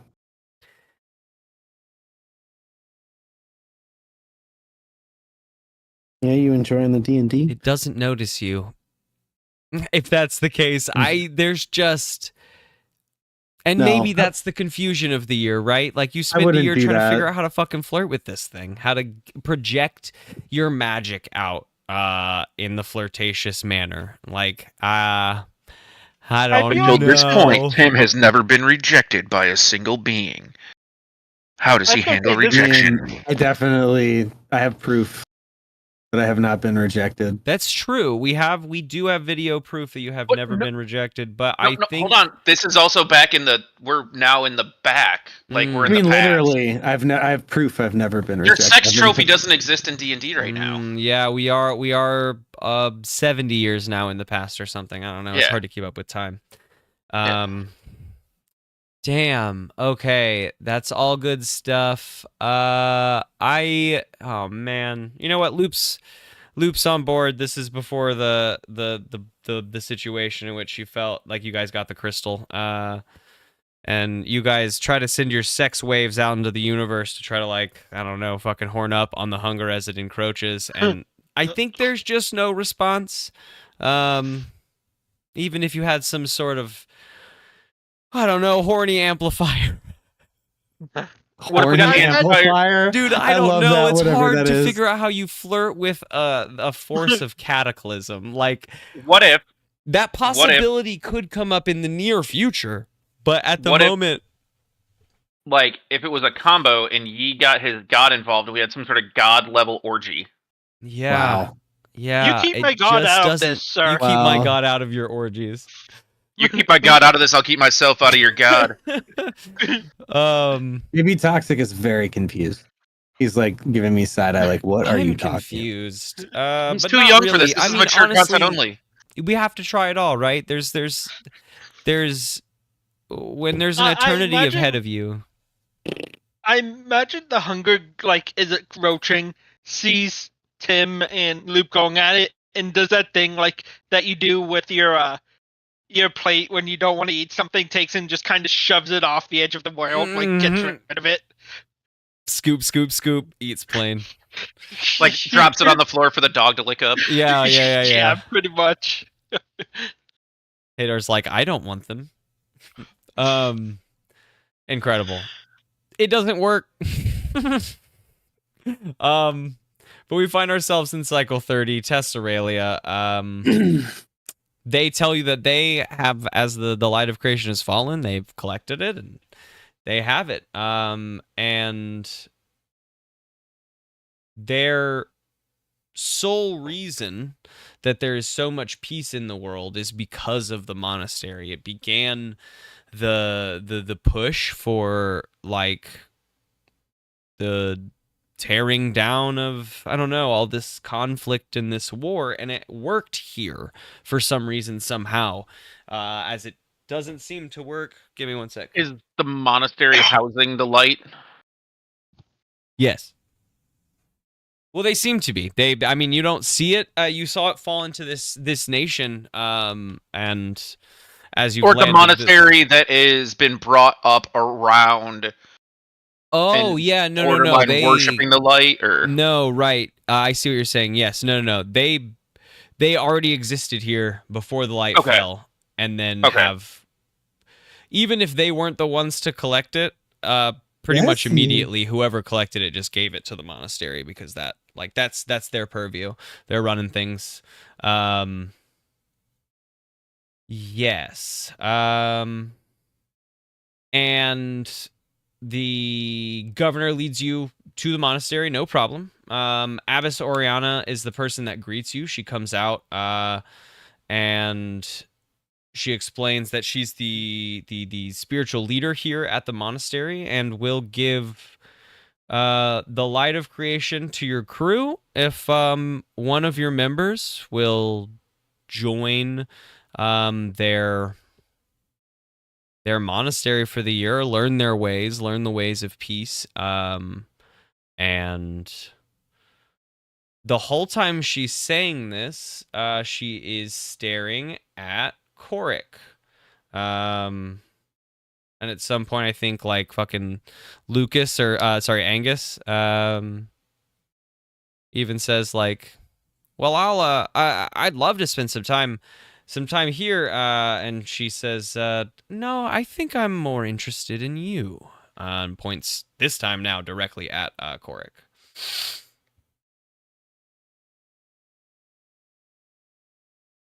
Oh man. As opposed to one. No. As opposed to 1 full year. How about 10 months training and studying and learning at the monastery?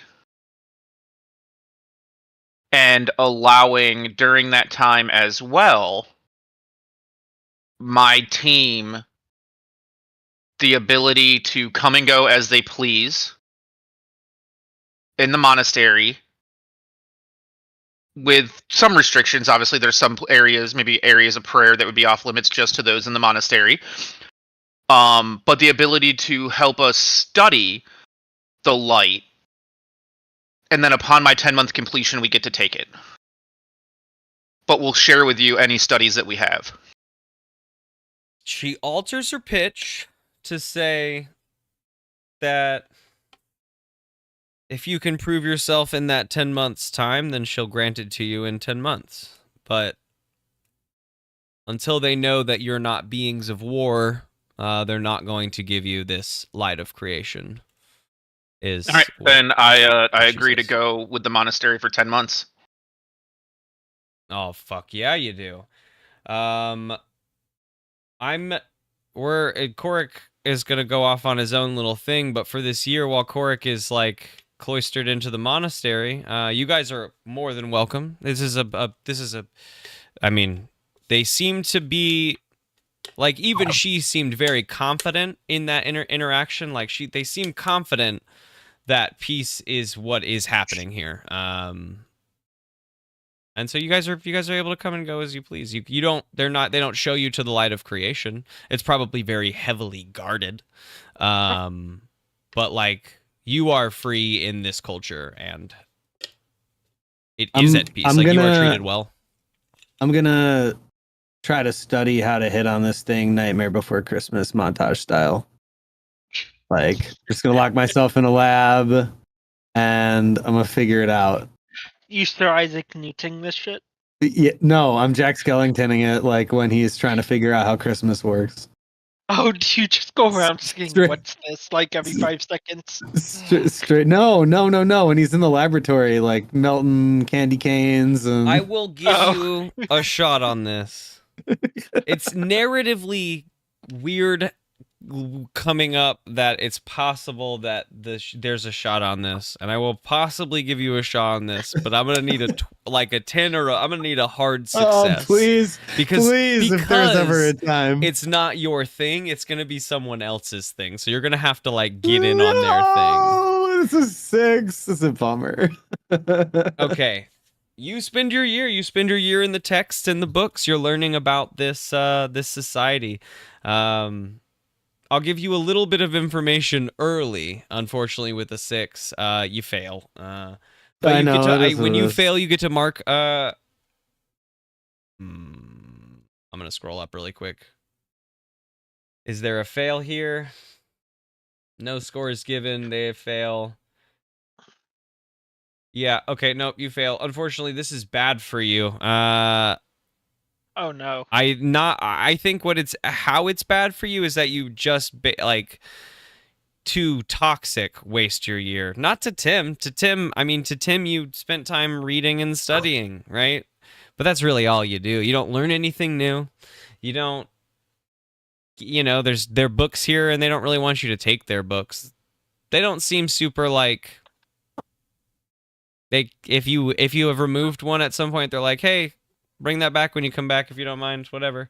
But this is like a checkout system. It's just there's this huge system of like trust and respect here. So you spend your time and you read up. I'll give you some narrative information early, and that is that you learn about this power called parlay, in which. Yo, you voting for a new Pirate King? Let's go. Right. Jack Sparrow. No, but they have perfected this weird and I went to sports betting power that allows the user of Parlay to summon another entity into sort of an extra dimensional conversation space in which they can converse one-on-one. However, the user is opening themselves up to assault. They can be attacked and even killed in this space, while the person they bring in to speak to them cannot. They are free of form. It's sort of like an ultimate act of like peace, right? Like if we're gonna be in this space, if I summon you into this space, I have to hope that you're not gonna kill me, and that's the trust that we're giving you to talk. But you learn about this ability. You learn it's a very secretive ability, and that there definitely aren't any books in this library that's going to teach you how to do it. But man, if you could you maybe flirt with something? Yee, what do you do with this year? This year, so what does the town look like at the moment, I guess? Oh, it's opulent. Big, opulent, like white marble buildings, gold roofs, like people in robes walking with books, and I don't know. You imagine like it's a big scholar town. Yeah, I mean, yeah, it's a big scholarly, friendly, open. Nothing seems defensive ever until you like look at the vault, right, when there's guards. But that's the only like there's very few things that need guards in a society where trust and respect is abundant. What places look like they have guards? The vault in the monastery. The monastery pretty much is one of the only places with guards. But that's just to protect like their knowledge, I guess. And in fact, I think it's just for show at this point, because when I'm thinking about it, like if they've existed in a society without conflict like that for a long time, that may need to go down. But I think that they have put these guards up while strangers are around. Okay. is maybe what you can learn pretty easily off the cuff. Okay. Yi is going to go build a underworld. You're doing what? He's built pretty much. He's going to try and create the mafia. Because Yi, as a rogue, always knows there's going to be people who hide their deepest thoughts of hatred and everything. Even if this place has it, there's always going to be those thoughts, and he's going to try to use those to build a mafia. Wow, beautiful, beautiful, beautiful. Give me a heart roll. That's hey, here's a peaceful city. How can I black market? Black market. Can I put a black market in it? That is a 7. Man, I think over the it's course a gray of this market. Year, yeah, I think over the course of this year, what you develop is in some of these cities, not in this main capital city of whatever I called it, Tesseralia, but there's some outlying smaller cities that some people, you find a way to target some the lazier people, because that to me is it's not a sign of respect and trust. Some people would prefer to do less, and some people are super energetic and are on the go. That's a mental thing, I think, over a physical thing, right? There's a type A personalities versus type B personalities. You find a bunch of the type B personalities who, while the society does not really do it, would take an easier job if it meant they could be provided for and weren't working as hard. I think those are the only people you're going to be able to target here. And you develop the sort of beginnings of that. They're going to have to go through some badness first, even as a whole culture, but you develop the street urchin kind of vibe, right? Where there's people that may mug you from an alley. Where there weren't people in the alleys when you guys got here, there are now, every now and then, some people in the alleys that you need to look out for, right? There's probably not guards on the streets yet or whatever, but there's begun to be maybe a mugging. Maybe someone stole something, and it didn't lead to violence, but they said, hey, give me everything you got, and the other person was like, well, fuck. Okay, sure, here you go. And that has, over the course of the year, led to some weird levels of distrust every now and then. Less hellos. Now it's 90% of people say hello to you. But if you left that alive, the mafia's coming one day. I'll give you an experience. I just imagine Yi going over to somebody saying, hey, you want to make cheap money? Here's a knife. That guy's got money. That guy's got money. Go get it from him. He's got money inside of him. Cut it out. Oh no, he knows he's not ready to do that yet. He needs to wait to build that part of the mafia. Crazy. Yeah, you get one experience from that. Man, developing some thievery. All right. I love that. No, yeah. That's right up your alley. I was shocked by both of your choices actually in this one. Korik, you spend this year learning about this, also learning about parlay and this ability. And before the light of creation arrived here, what type of monastery was this? What did they study? Was it what was the main focus of the monastery? Well, since it's been here, the light of creation has been in a vault. They recognize its power, but they don't feel like they need it. They have progressed to a point where they're pleased. They're not looking for taller skyscrapers or flying cars or a better magic or guns. They're So this is gonna sound weird. She said she wanted me to prove that we weren't here for militaristic purposes or violence or whatever. Violence. Yeah. But aggression. Yeah. I would love to see, like, what are they studying? Because when I think monastery, I go to like monks, and something like this is almost making me think like Doctor Strange-esque type shit, right? Oh, I could see that. I bet, you know what? I bet there is some sort of like So there's definitely magic scholarly going on here. I want to see what type of magic I could learn that could possibly be something that Lucretia then blocked him away, this knowledge. So, maybe when we come back, if we do succeed and things are, unless he wants to eat. if everything is completely like unlocked, then maybe I have maybe another random spell slot or a spell I didn't know about, or become proficient in unarmed strike combat. I see. Give me a mind roll to really pick up on these studies. And all right, hold on. Dual monitor issues. D6 times 2. Can I use my lucky egg? No, you don't have that. Now, you did say, though, that we, how do I not have it, but we can bring stuff with us?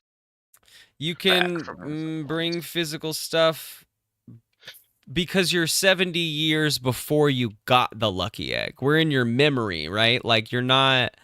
We have to play fuddle with the fact that you are a druid and can do some of the, changing into the animal shapes, but that's, the fuddleness of the abilities of it. I reach into my prison wallet and I pull out what I thought was my lucky egg, and it was just a rock. Yeah. Unfortunately, just no luck. I just, yeah. I got a 6 with my +2. I get as far as learning how to shave my head. Yeah. Fuck. I mean, what you are gonna come to understand is that yes, still technically, there is an ability that she sealed away from you, and narratively this will give you have still been the team healer, right? So this still narratively gives you the know-how to cast those healing spells the way that you have. It's just second nature to you in 100 years, but maybe before now you weren't the healer, right? Maybe someone else was the medic, and now you have some know-how to really help out with that. But the ability that technically she's made you forget is this one called Parlay, that we just talked about with Toxic. That seems to be one of their biggest focal points of study. There is, I like the idea of all the monks in the yard doing combat forms, right? That always looks really freaking cool. So why not have a little bit of that? There's some physical training involved. But I can deal with it.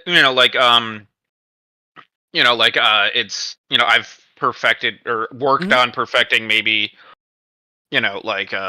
fucking healing word or something. Yeah, definitely. Yeah. One sec, fill up my bottle. I'm back. He just needed to be fed. I'm good. You're good. I rolled the not as bad as 2 1s, but I rolled bad. What did I miss? He did roll bad. I tried to see if I could trip. train for the year with the monastery and the monks about maybe some sort, since Lucretia blocked a lot of our memories, I tried to see if I could get some sort of epic roll to learn some sort of badass technique or something that when we now go back to the present, when we go back to the future, and if our minds get fully opened up to use the full point of our abilities, I was basically just trying to find a way to gain an extra spell slot or a badass spell or something like that, or. But instead, he got narrative that you're a healer. Yeah, oh, you learned how to put a band-aid on. Mm-hmm. With one hand. But you also are taught this ability of parlay. It takes this 10 months to really get it over. a lot of different teachers, you know, at the monastery really diving into you with what this means and how to do it. Taught by so many different people. But the idea is that for graduation at the end of month 10, that you're going to have to perform this ability.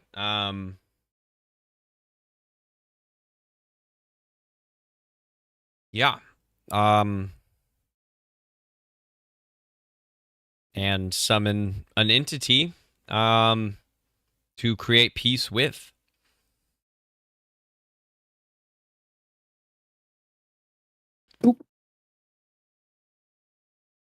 So, you have time to decide, like, you know that this is coming up at the end of 10 months. You talk with your crew about it a little bit, I guess. There's a little bit of pressure from, like, Davenport, you know, Lucretia. Well, she's a fucking scribe. From Davenport and, like, Loop to, well, let's hear what your thoughts are on this first. You know that you have this coming up for graduation. I mean, I just don't know. Like, do I just have, like, is it almost like an astral plane that I put myself into then and pull something in with me and talk to them, but I leave my body unprotected so I can be damaged, right? So yes, that, but also, so yes, you're bringing an entity of your choosing,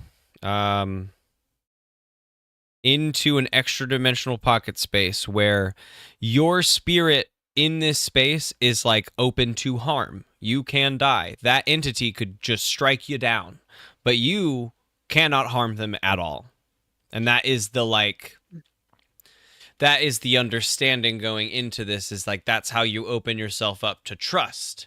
Because that's like what they're, you know, that's like how they came to this peaceful society, is like opening themselves up and saying, like, you can kill me, but I'm just here to talk. Let's talk out our differences. I can't hurt you. And that's how they came to this peace. And so that's what they know. Now, I don't. So I'm just missing the fact of who do they want me to, like, to parlay with. The monastery does not want you to parlay with anyone in particular. They just want you to. They want you to use this power and parlay with someone. In a lot of your studies, right? The reason they use it in their society is to parlay with people you have conflict with. So if you, like, you know, that's the idea behind the ability, or behind the ability, I guess, but behind the technique, that's the better word. Okay. What's the like the restrictions of time or dimensional space of, like, do I have to, like, think of something and they're magically there? Does it have to be something I have to see? Like, how do I summon this other being? They teach you the techniques of all of that, but I mean, as far as the mechanic of it goes, we'll talk about whatever this ritual looks like for Korik to do it, but, like, when you do it, I was talking more or less, like, does it have to be something in this plane of existence right now, or could I be like, I want to parlay with... According to the ability, that restriction is not given. Like Yi in like from our original, like, episode 1 type of Yi. Yeah, I mean, that I guess that restriction is also not given. Okay, cool. That was just me asking questions, because right. I still have no idea who the hell I want to parlay with on this, and I'm trying to see what I could... you share that with the crew. Davenport, he has a suggestion. His suggestion is the hunger, and Loop gets weirdly excited about that too. I mean, at least as a shot, right? Like, if we could pull it into a space and talk with it, like, who cares if you fail? Like, we would just bring you back. If I fail, we do not get the light of creation. I have to prove myself to the monastery, so I need to pass this test of proving that I can parlay, and then they said they would give us the light of creation. I guess, I mean, that might be true, but So if I fail, if we have a line in to chat with the hunger, like if you fail this time, yes, we've lost it, but then we can try again. But if let's say I parlay with this squirrel and tell him, hey, I would love you to share your nuts with me. I'm proven that I can use the ability, and I'm not using it for war, violence, or havoc causing. They give us the light of creation. We leave this area, and then I can parlay with the hunger. And we have the light of creation. Angus says, well, sir... He's a nerd. I'm not sure that you have conflict with the squirrel going into it. I stepped on his tail on the way to work this morning. Well, okay, but I just don't... you could always try it, of course, but I just don't... Like, it seems to be, like, conflict, right? Like, it seems to... They seem I'm to about to parlay with you if you keep this up right now. Are we gonna have a conflict? I think so. Okay, well, that was my 2 cents. Davenport says, I don't know, I sort of agree. I don't know, I sort of agree with him. 2 nasally characters. But you could always try. I just don't know. I don't know if you could try again. You know, if the squirrel isn't enough, have you also failed for just, like, not trying hard enough? You know, just pick a random thing because I don't know who to parlay with or like what the full, like, I don't know if they're just trying to see the understanding that I understand how to do this, or do I have to resolve a conflict with parlay? I will say that they want you to show that you can use parlay for what, like, I think they want you to solve a conflict with something. It doesn't, I'm not saying that they're not trying to, they don't know of a connection with the hunger. They're not trying to push you in to solve, like, your most important life conflict, but they have been pushing you for sure to, like, solve a conflict. That's the idea. I will also say that they will not know who you have spoken to. Okay. You're the only one that's going to be in that pocket dimension and the other entity you bring in. So they won't know who you have spoken to. They may know if you die. I'm not sure, Thanks. Yeah, they'll know if you die. You know that too, I think, going into it, for sure. I want to bring Yee's God into the pocket dimension with me.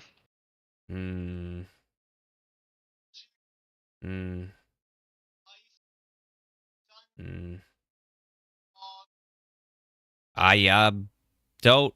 What? I guess we could always try the hunger again. Next cycle, right? We should try the hunger, I guess, at some point with this thing, if we could get the moment, because if we could talk to it. We don't even know yet if it would work, but if it works, I think it, is a starting place to figure out something. Yee, how do you feel about that pitch? What do you say to that?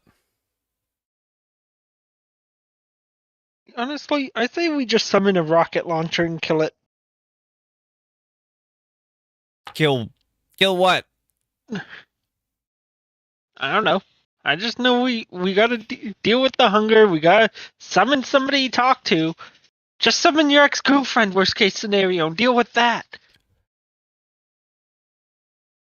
You have an ex? You have a bad ex you could resolve things with? After my parents died, I was kind of just hoard around a bit and never settled down. Well, everyone's eyes go wide, and you hear a little whistle from the corner of the room. Well, now you can go solve your family issues. Why is everyone trying to dance around the point that I would love to have a one-on-one conversation with your god? I mean, hey, I don't mind you doing it. I just didn't bring it up because So nobody else did. my thoughts on this. I pull Yi aside. All right, no one else can hear this. This is just a conversation between me and Yi. Tim could be there too if he wishes and desires. And because he told us about the time he tried to do all the religious stuff and trying to study, to try to see, but there was just not anything going on. I think that was when he rolled the double ones. So I was going to see if I could parlay with your god on behalf of the group to see if he or she or it has any insight on how to deal with the hunger, and if the gods wanted to get involved before the entire all plane of existences disappear. That can work. I am out of game character. I have a question. Since my god is connected to my character's soul, would that technically also drag me to that meeting, or would it just be my god? I mean, I think with all the knowledge together, that would just be your god, because it's not going to drag all of its other followers in. You're not the only follower of Hadar probably in the multiverse. I figured not, but I wasn't sure if he can talk to my god at that moment, if it would bring me along because I have that connection at that moment. I think that they're...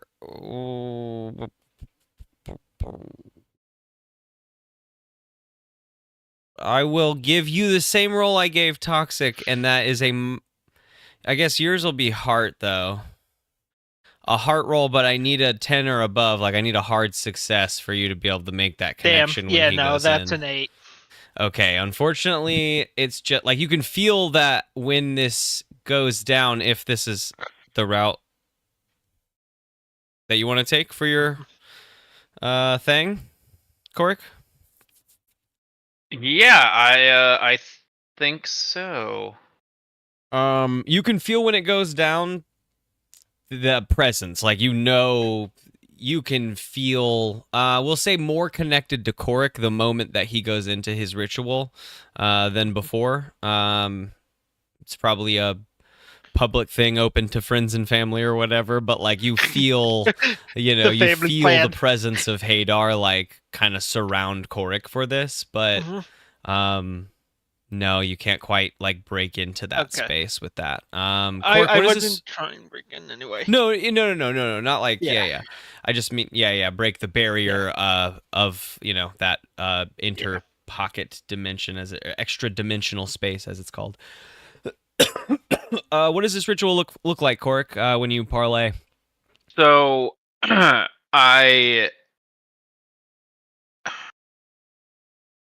Alright, so I'm trying to wonder right now. I'm in the early-ish stage. Am I full Vine guide dude, man? No, right? No, I think you're just animal druid. You turn into animals, but I think that's your spell area. So I when I kind of do this, I almost essentially black out, but I take the form of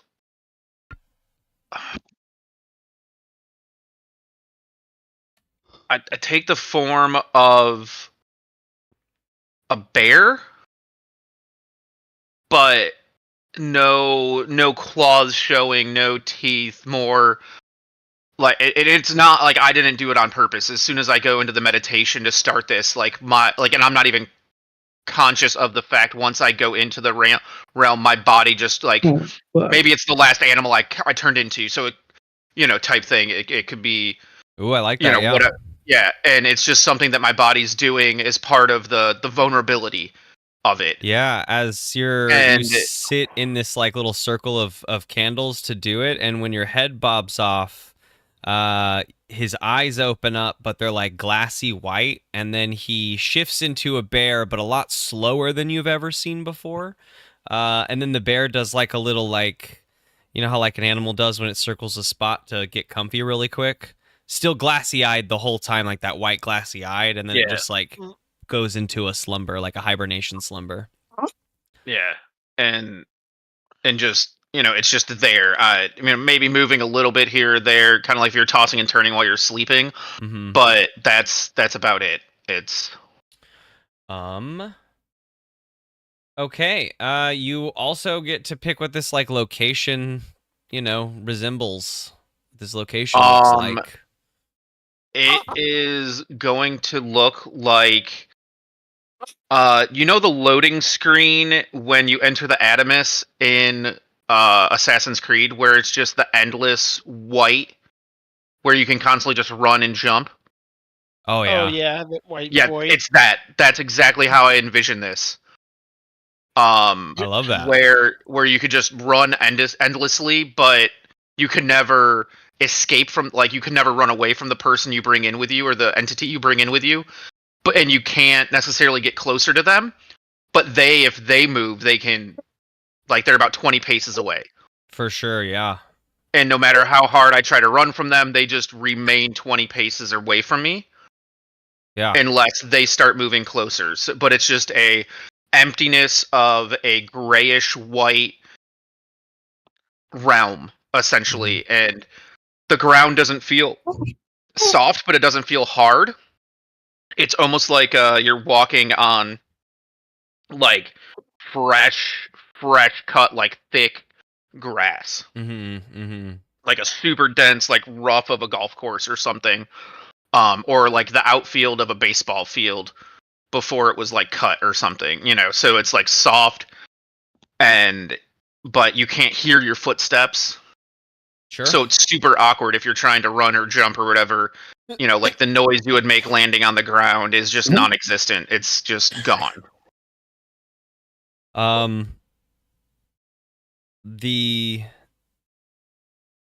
You appear in this space first, and you look around and scope it out and see all of this, that it looks like what you expected it to look like.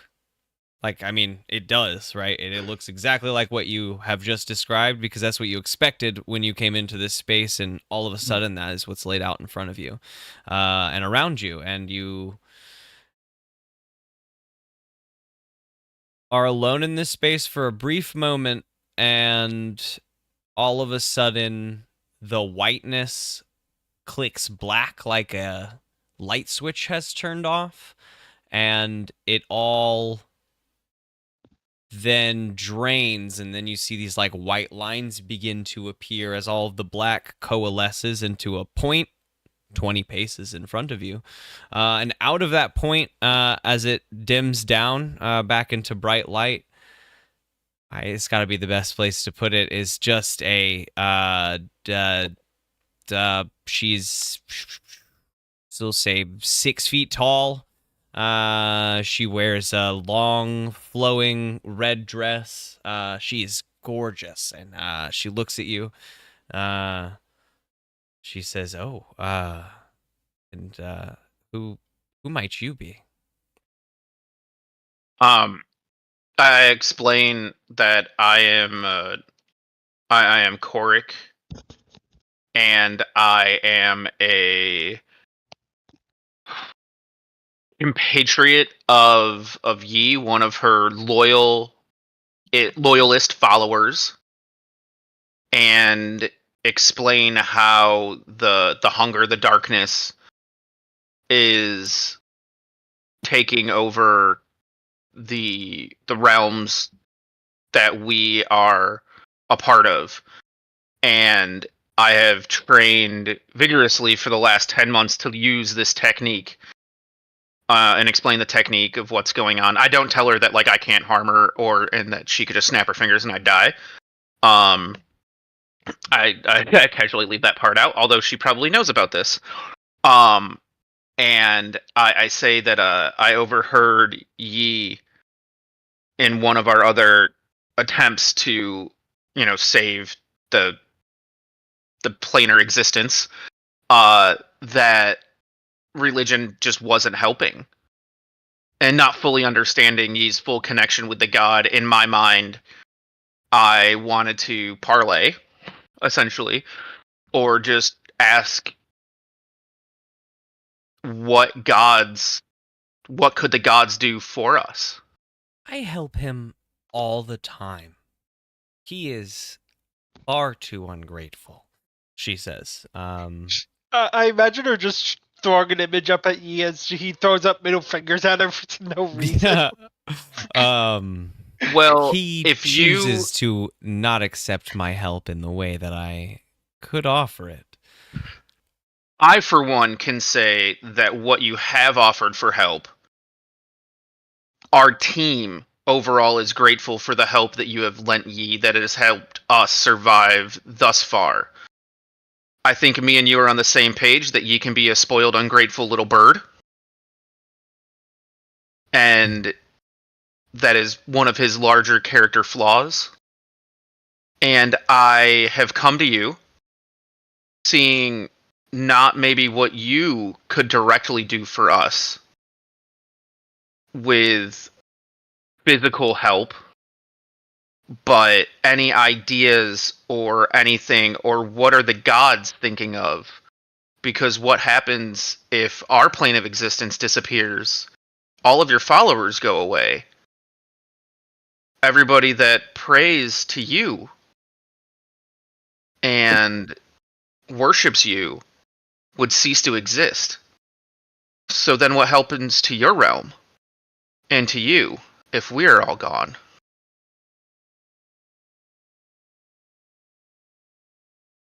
She sighs. She says, I do love the eyes upon me. But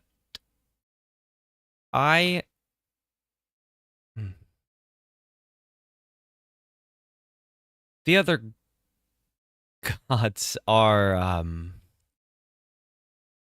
but pebbles, under my shoe.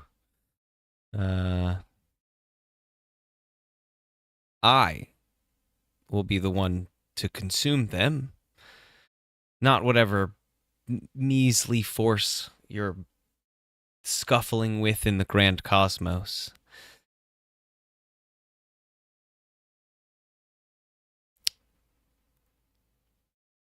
I am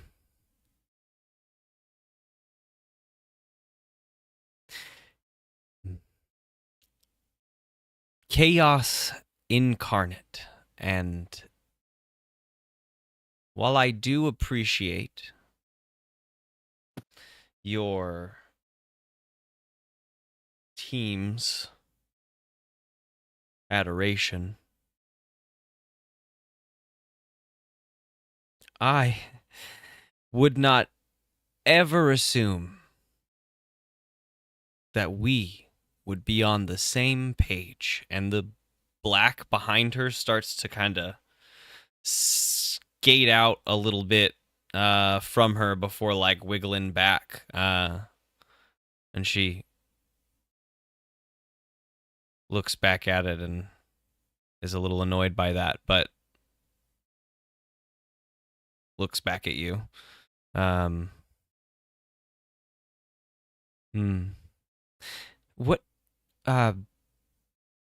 What is it you want from me here?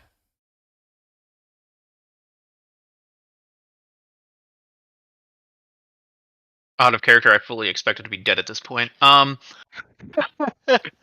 Yeah, I think actually I'm gonna reverse, because I like she turned around and got annoyed, I think, at me, because like the blackness shouldn't have stopped. Like, she has control of her power in this space, right? Like, you just can't fight back. So that blackness definitely does wiggle back out and like overtake the space when she says that. To like revert that. But she doesn't kill you yet. Yeah. I am curious. Yeah. Not many people will deign to speak to me to my face. And so as I say this, I don't want to say I like curtsy or bow, but I do kind of, make sure I do show a gesture of respect And I explained that, while Yi has never come outright and shared everything that, you two have done, or that you have done for him, he does talk about his admiration for you and his devoteness for you. And I've known Yi for a long time, and he doesn't devote to anything besides something that's shiny. So to have That's a something great point. that is that important in his life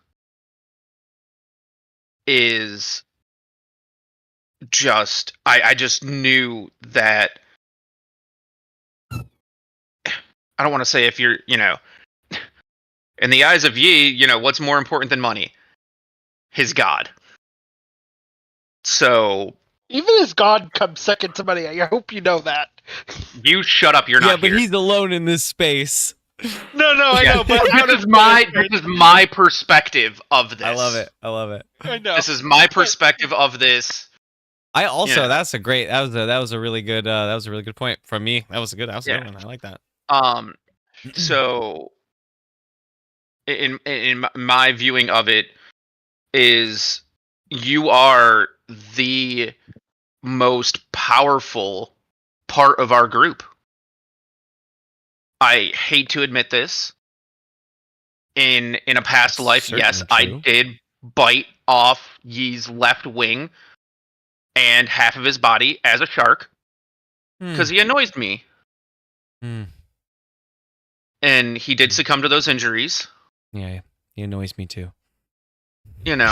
But in the past, you helped us. Yes, I know that it cost him, but you have been there for him and thusly for our group in some of our deepest times of need. And I am appreciative and thankful for the connection that you have with him. And what I am asking of you is,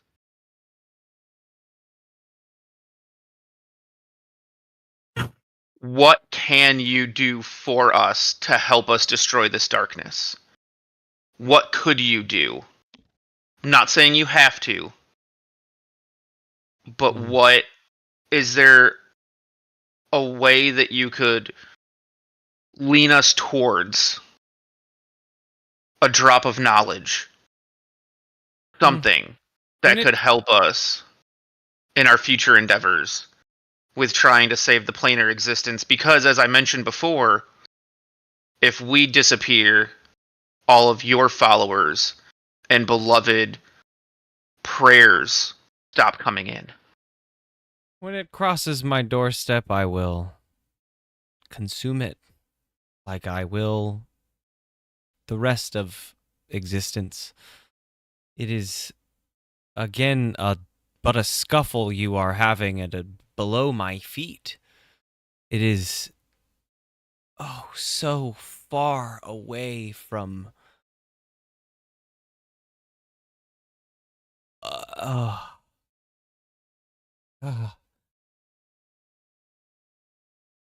are so powerful, why don't you end it now? My liaison, I was going to punish him, but I do appreciate that he loves me the most.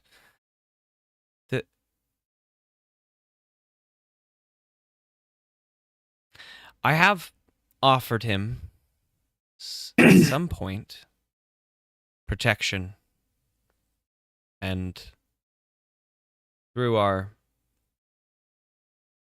times together, I found that you guys, well, him, he isn't dying lately, and I don't know how that's happening. How? What is protecting you guys at this moment?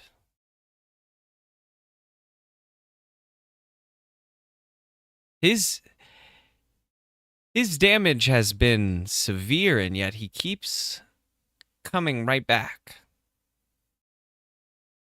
Talking about me?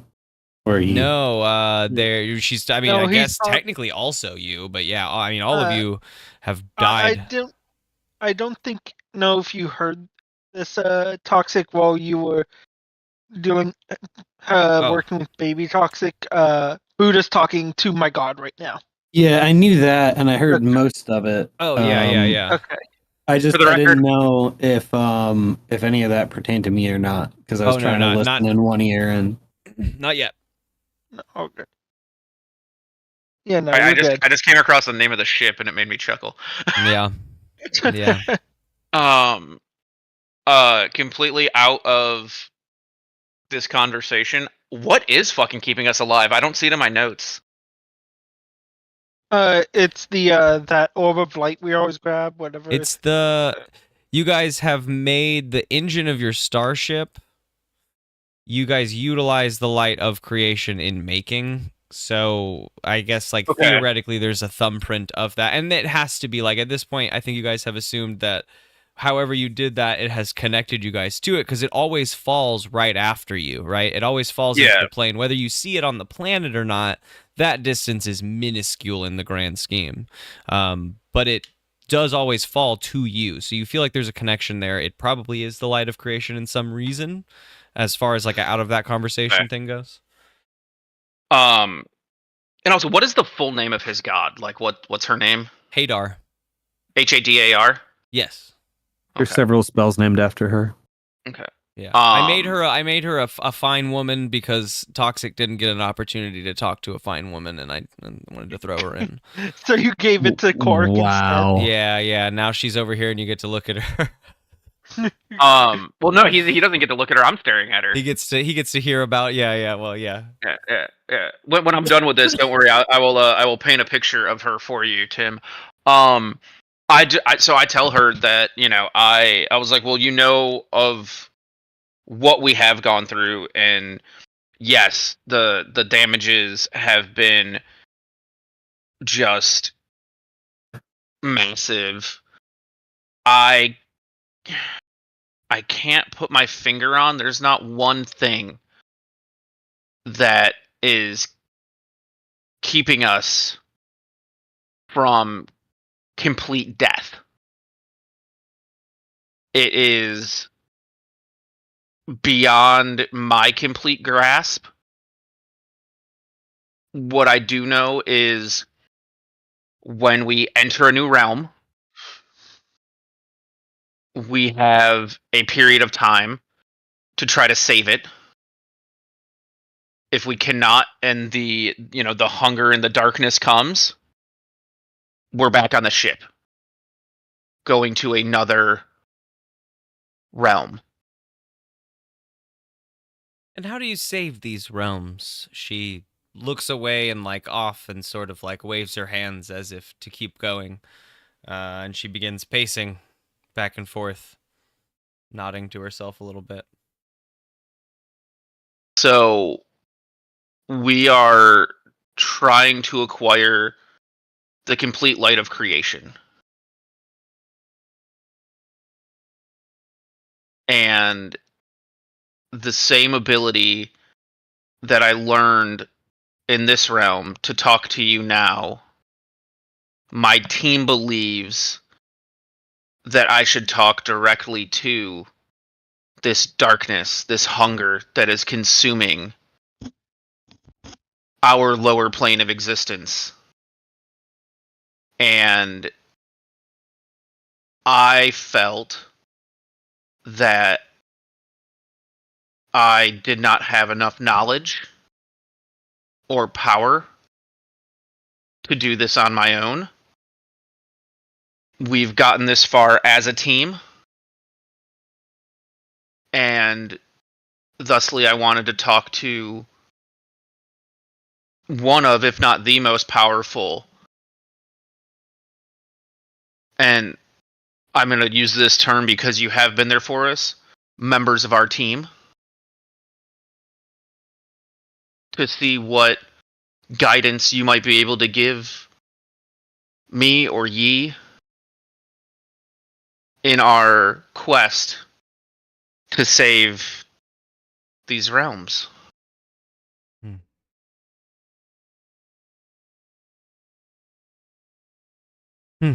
That's given me a lot to think on. Again, it's more, I guess at this point, I feel owed to him, but I'm his protector. You said left shoulder, right? And she points at you, and all of a sudden you're fucking from like half of your chest and down is just smithereened backwards. And from where I bit him on the shark. Yeah, exactly. The like it looks like the shark bite. Oh fuck. And she says, so question, is there pain? Do I feel pain when I'm in this yeah, realm? I mean, you've got to. I think that is the point. I think you guys out here, you start to see the bear writhes for a brief moment and then is burst into Korik, who is like just, I think, screaming and withering in pain. But like, yeah, like the body is still alive at the moment, and like Korik in this moment, you're still alive. But that scene is wrapped pretty quickly as she's like, this was a good conversation. And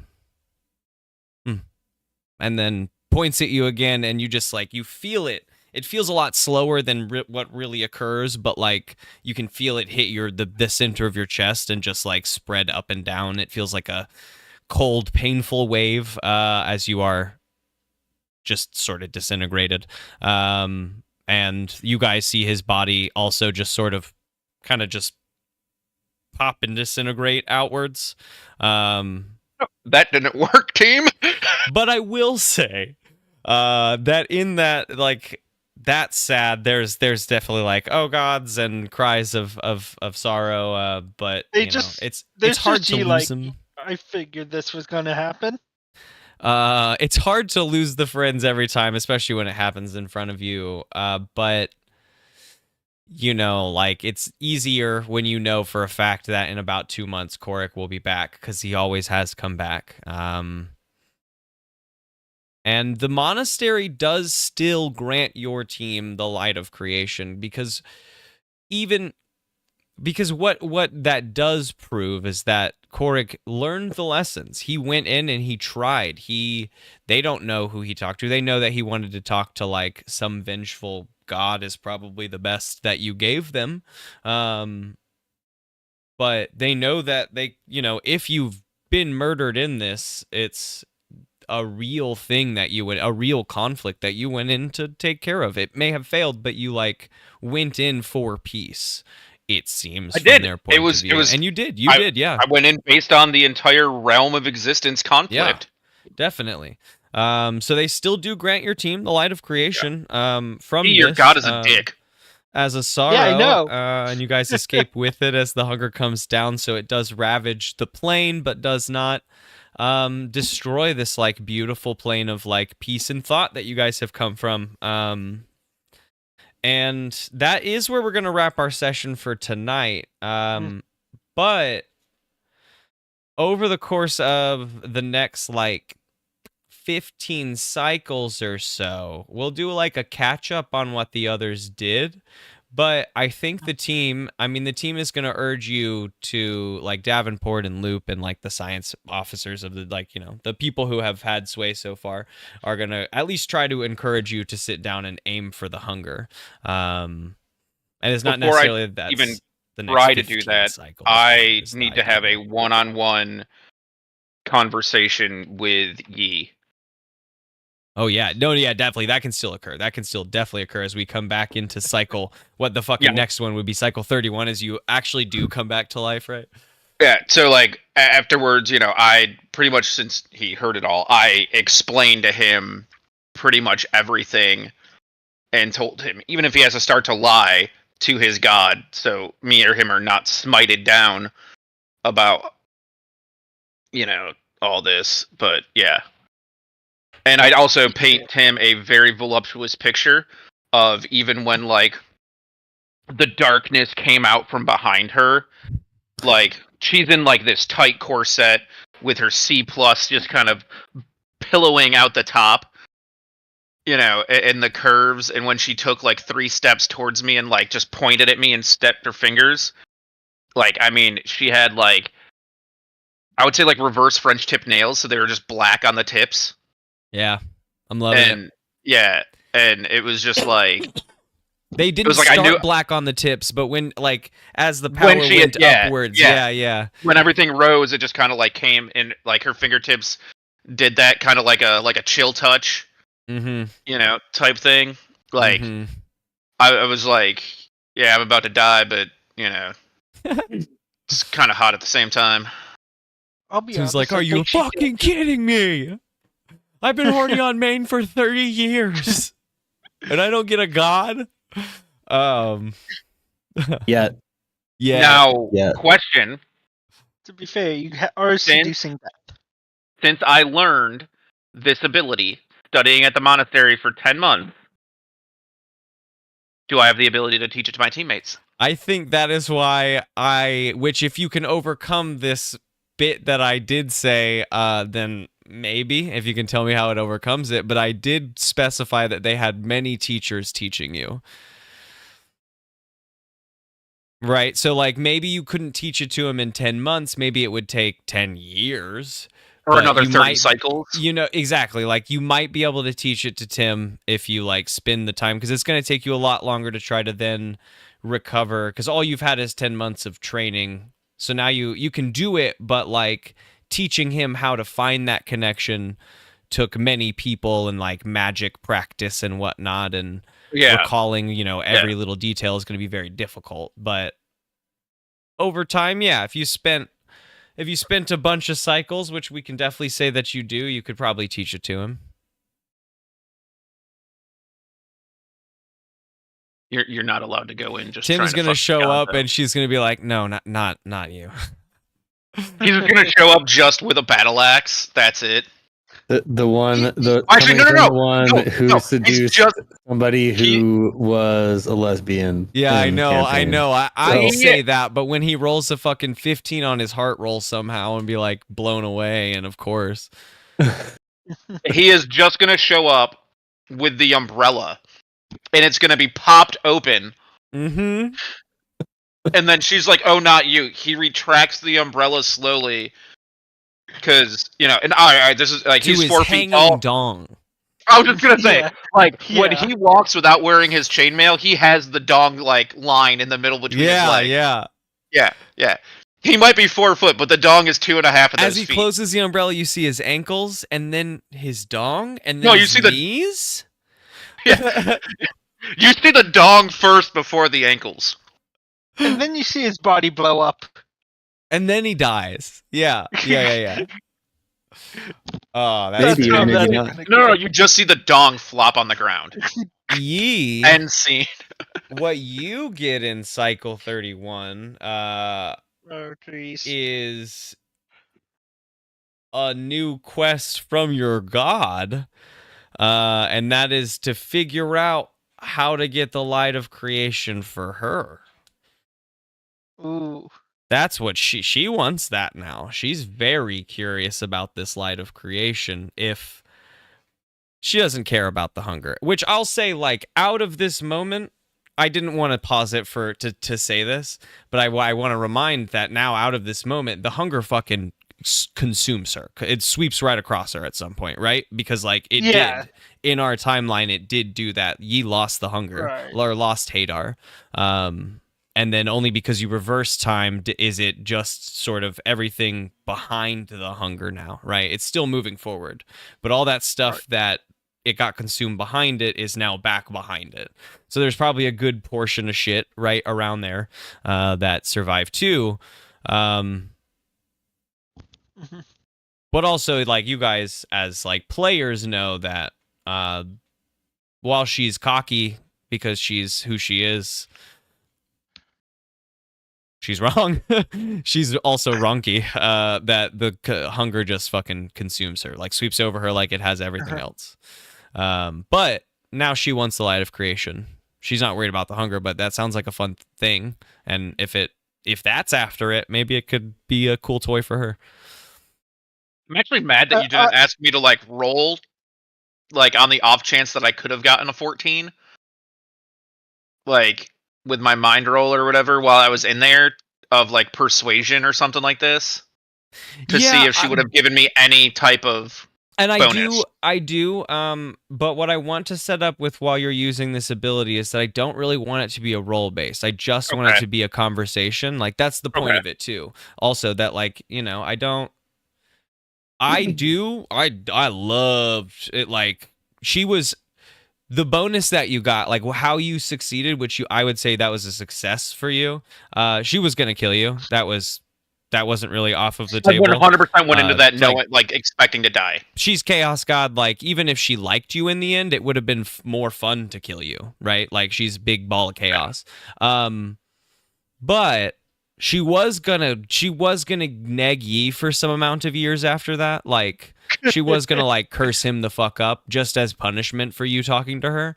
But because you said some really good shit, like I have to imagine that Yi likes you more than Gold. Like even if Nick disagrees, like she likes that. Yeah. That was perfect. Yeah. You succeeded, and so she's not gonna curse Yi. She gives him a pat on the back and says, "This is your new mission. Get me the light of creation." And that I think that is like the total success there for me, because that was a good conversation. You did say some really good stuff. And that's how I want it to go whenever you use it, right? Like maybe I'll have you roll if you ask the I don't know, an uncomfortable question or something, like maybe, but like I really like the idea. Yeah, if you try to seduce them and there's an ability, like if you're not talking to a god, if you're just talking to another person, yeah, maybe there's a seduction roll we can throw in. And maybe on some gods, but we were just most of it I do want to just be like a nice parlay. Question.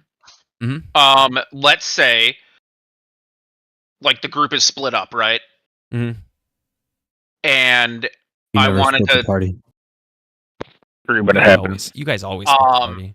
We do. But like, hear me out on this, right? And our stones of far speech aren't working because we don't have them or something like that. Could I pull Tim or Yi into there to have a conversation with them? And if so, what happens to their physical form? Oh, that's a good question. Are they then vulnerable that's to? Interesting. Well, I would be willing to bet how we saw it this time, your body literally transformed itself into a bear. That was me. That was me. That's true. And I was putting the spell on. I think that their body would probably be vulnerable because it just doesn't. Their body wouldn't be occupied anymore. Their spirit wouldn't be vulnerable to you in this space. They're safe. Yeah. Like their spirit is safe. But if they're just like in front of a T-Rex or something, and it eats them. Unfortunately, they probably die. Like that's their weakness in that moment, I guess. Okay. But you absolutely, I think it's a ritual. I'll say like it's gonna take you like in world probably like an hour to do this thing. But you could absolutely use it to communicate. I get captured or some shit like that, and I'm whatever, and I do the ritual, and I'm like, hey guys, come save Princess Peach. I'm in the castle. Bowser's got me. Third cell on the left, fourth floor. Yeah. All right, deuces. 100%. That actually, yes. Yeah. That would not have probably earned you a light of creation, but now you don't need to earn the light of creation by using this ability. So you just have this cool thing to use. And I think that we can just, as long as it, you're not dead in sprint running from something, we can just say you use parlay and you want to parlay with X and they come. All I imagine now is Tim on a date and Korak uses that to call for Tim as Tim's mid-date. Oh, my thoughts were he was like soup. My thought was like middle of taking a shit on a toilet and his soul just leaves his body. Awful. Yeah. He wants to know what they get in Cycle 31. I want to know when can we turn in bonds and stuff, because I think I have 4 bonds now. Oh, that will be at the end. I don't even know how they what they relate to, but we're also, let's see. Did we gain any experiences for that cycle? Those boys did their rolls to get some stuff. You got an experience. Unfortunately, Toxic just utter failed. You should earn something because you always do, and I didn't have you roll, so I'll say either an experience or a bond, because you definitely have bonded with a new thing, but it was I think I got one experience. Too, so. Did you? Okay, good. Okay. Yeah, for something else, not for that, for the other cycle, not the... Oh, yes, yeah, for the other cycle, for sure. I'm up Congrats, to 5 Clark. experiences and 1 bond. Or in 4 bonds. Clark, you have a new scar on your body from a god. Yep. Yeah. I have quite a few scars on me, and you know what? I would still eat you as a shark again, because that was fucking worth it. Mm-hmm. Don't worry. So yeah, I don't know about Cycle 31 yet. Because one of the things that I do leave out when I die, I don't tell Yi that the god pretty much killed me the same exact way that I inflicted harm upon him, because I think that would go to his head. That's fair. That's actually fair. I just say that's that her she one was nod, like visually, that she like actually might care for Yi in some whatever fashion that is for her. Yeah. I don't give him that little bit of knowledge yet. I hold on to that to maybe bring back at a later date. Oh, you hold on to it. I guarantee you, she plays it for Yi. It is to her as he sends the message. I got him. You see this shit? I got him. Every time he goes to sleep, she's just like dancing in front of him, like, I got him. Watch. This is all you're gonna see when you sleep. Check this shit out. Look what I can do. Instead of like dreams, all Yi gets is goddess just dancing on Korik's grave. It's replaying it over and over again behind her, and she's pointing. Yeah. Cycle 31 will come back. I think, the team is gonna at least attempt to pressure you to use it again, but to talk to the hunger. As far as the others go, I think when we come back, we're gonna do that first and see what happens, because if that occurs, we'll have some conversations to go through. And we're gonna do a broader stroke on like what you guys focus on during that time. Because I don't want to go through one cycle for every time that conversation wants to occur. If it's not done in one, I don't know. There's like structure to. I feel like so. I keep coming back to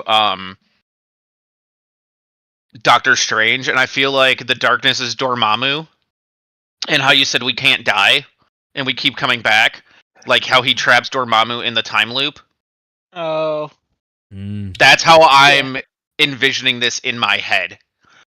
That's rad. I like that. Yeah. That's really cool. So, also, what was your first thoughts as M when I said I want to talk to Yi's god? Oh, I thought that was a really good idea. I thought that was very strong. I thought Yi was gonna have some naysay to that for some reason. Like, I thought Yi might have... Yi corrupted a city that was unencryptable. Yeah, no, I mean, yeah, that's a very good point. That was my first thought. That's a great point to like make that thought null and void. But like I was like, I wonder if you will care about that. But I guess not. So I just overall, I think that was a great idea. Be fair, Yi doesn't know a lot about his god either. All he knows is his name and that he gets tentacles, and it's a seed in his soul. That's all he has. Yeah, you definitely know more about Yi's god now than Yi does, I think. Just on that's the I don't think she said that many sentences to him throughout our campaign. I was assigned to be Yi's keeper, so that checks out. In our first episode. This is the first time I think his god has actually sent him on a mission. Yeah, that's true. And then it came into like a mission grant. So that's the first time you've ever received that too. That's wild. Yeah, a lot from that. That was a successful thing. Even if you died. Well, I'm going to be around the next 6 weeks because we can't go anywhere until he gets all the shots. So if anybody wants to play again in the next 2 months, I will, in theory, be around. Yes. Born on what I'm doing next week, I was supposed to go babysit at my sister's, but for her to do work travel, so I took vacation time next week, taking 4 days of vacation, but I don't know if I want to go to my sister's. I think I want to stay home and play video games because I'm going to be in 3 weeks in Florida with my nieces and nephews, so... Okay. Yeah. We have our restaurant. It's called Restaurant Week in Chicago, but it's... Oh, you're ass slammed then. We do ours for like a month in my restaurant. At least we did last year. We're definitely going to this year. But I don't work on Tuesdays. I don't care if they change what they need. Like, we're not open on Tuesdays in general. So that's fine, but it's in my schedule and always has been that I don't work on Tuesdays because that was my podcast recording for the longest time. So I'm still not going to be working on Tuesdays, but I just need to see how like busy the week is around that because I might have to like put something else on this day to just make things work. So let me get a little closer to next Tuesday and we'll see where you're at. We'll see where I'm at and we can assess. If not, the next open Tuesday, I'd love to. Yeah, I was going to say the other majoring factor is the Bills play at 6:30 p.m. Eastern time, and it's a 3-hour drive, and I scheduled myself to get off at 3 o'clock on Sunday. And the Bills have never won a playoff game when I'm at my sister's or with my sister's, and so I don't want to chance it. And they've won all the playoff games when I've just been sitting at home by myself. So that's how I'm not superstitious at all. That's how it goes. The Super Bowl episode of Always Sunny in Philadelphia is so fucking funny. They just go for like they go all over about like how this I don't know, the superstitions affect people. It's like fucking so good. I love it. I have to wear my red shirt. I have my socks that I have to wear. Yeah, I have it. And yep. Fuck yeah. Yeah. Fuck yeah. All right. Good session, y'all.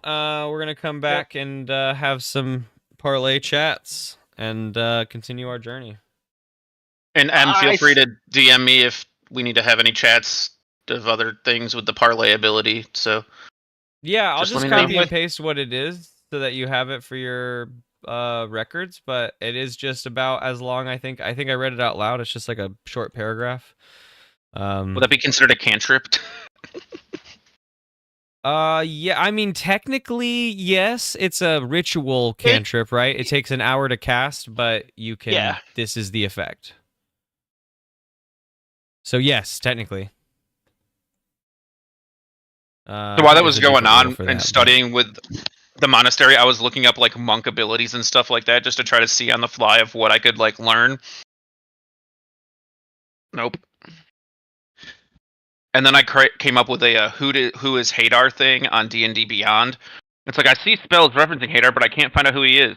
Short answer: Great Old One from Far Realm. Yeah, like that's all it is. I was fascinated with Hadar the first playthrough I had of D&D because of the spell arms of Hadar. I was like, well, if these are his arms, what does the rest of him look like? And then you get fucking whatever of Hadar, and that's nothing. It's just more tentacles. And I was like, well, what does this mean? Like, what is this coming from? And it's still no info. I love how little info there is. And so I always like latch on to that god because you can't tell me I'm wrong. Like, you can't tell me because you don't know. It's just tentacles. That's all you know.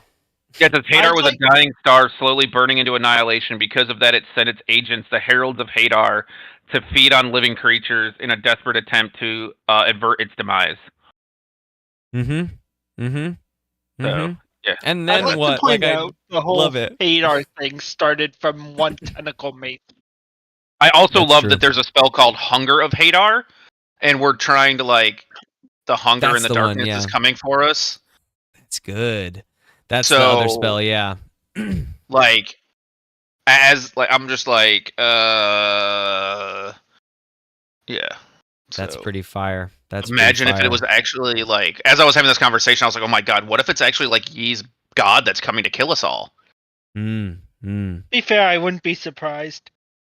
I was considering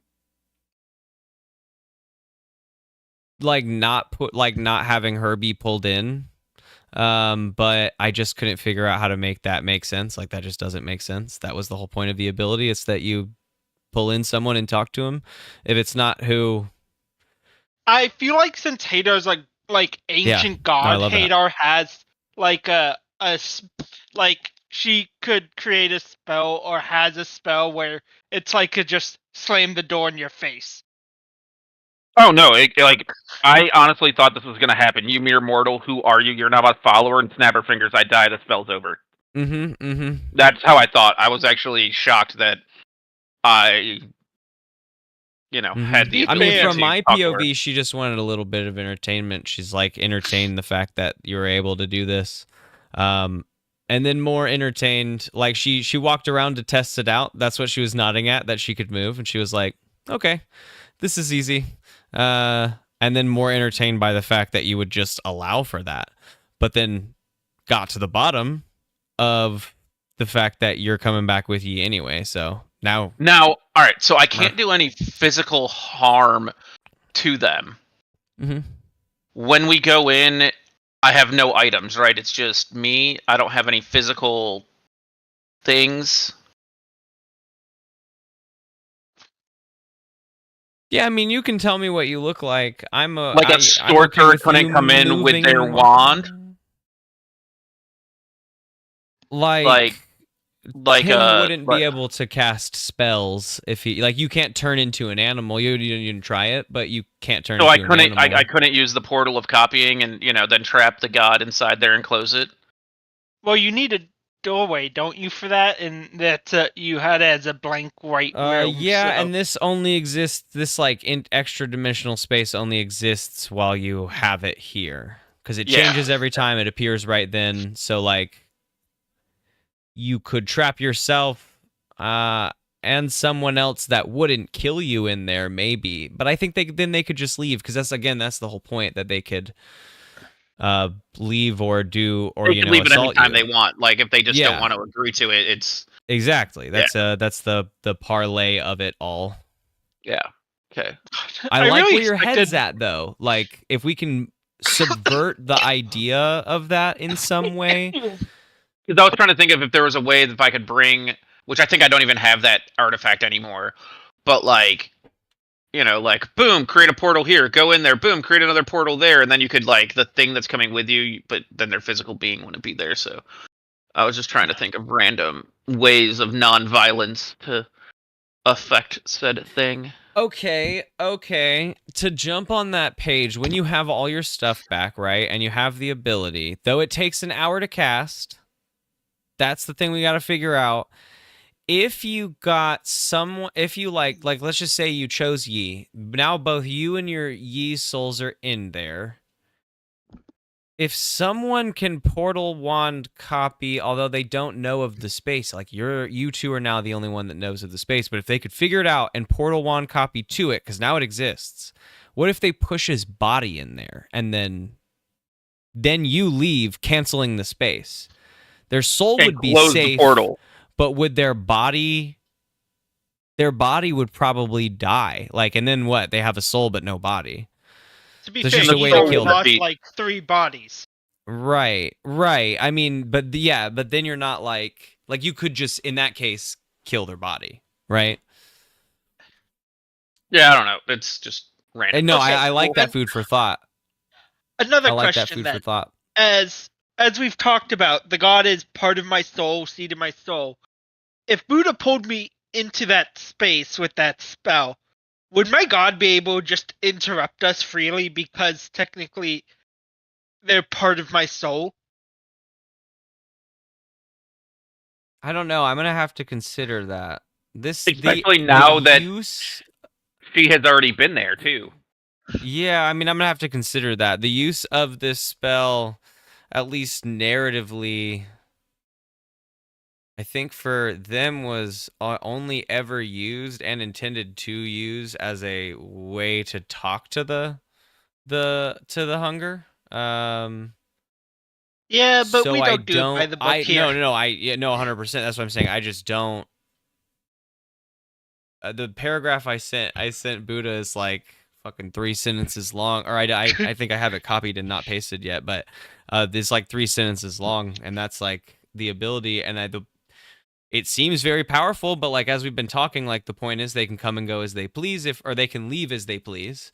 They can kill you. There's like so much downside. It literally seems to be a conversation. Maybe we'll find the loophole. But yeah, I mean, I don't know. I just don't.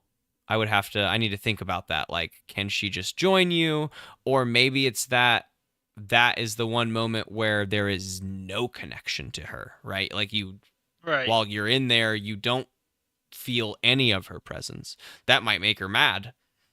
I don't know. Piss off Buddha more and smite him. Yeah, maybe she's mad at him. Maybe she's mad at both of you. Maybe she doesn't care. I'm leaning towards maybe she doesn't care. Would be a first time you got mad. No, I mean, probably her a couple times. Anyway, this was a great session. B gets a new Cycle 31. Thank you. It was great to jump back into this. I'm excited to see how the recording did. Oh yeah, me too. Yeah, I can end that now. Stop recording. Yeah. Beautiful. Yeah. Hell yeah. Everyone, thanks for joining us. Much love.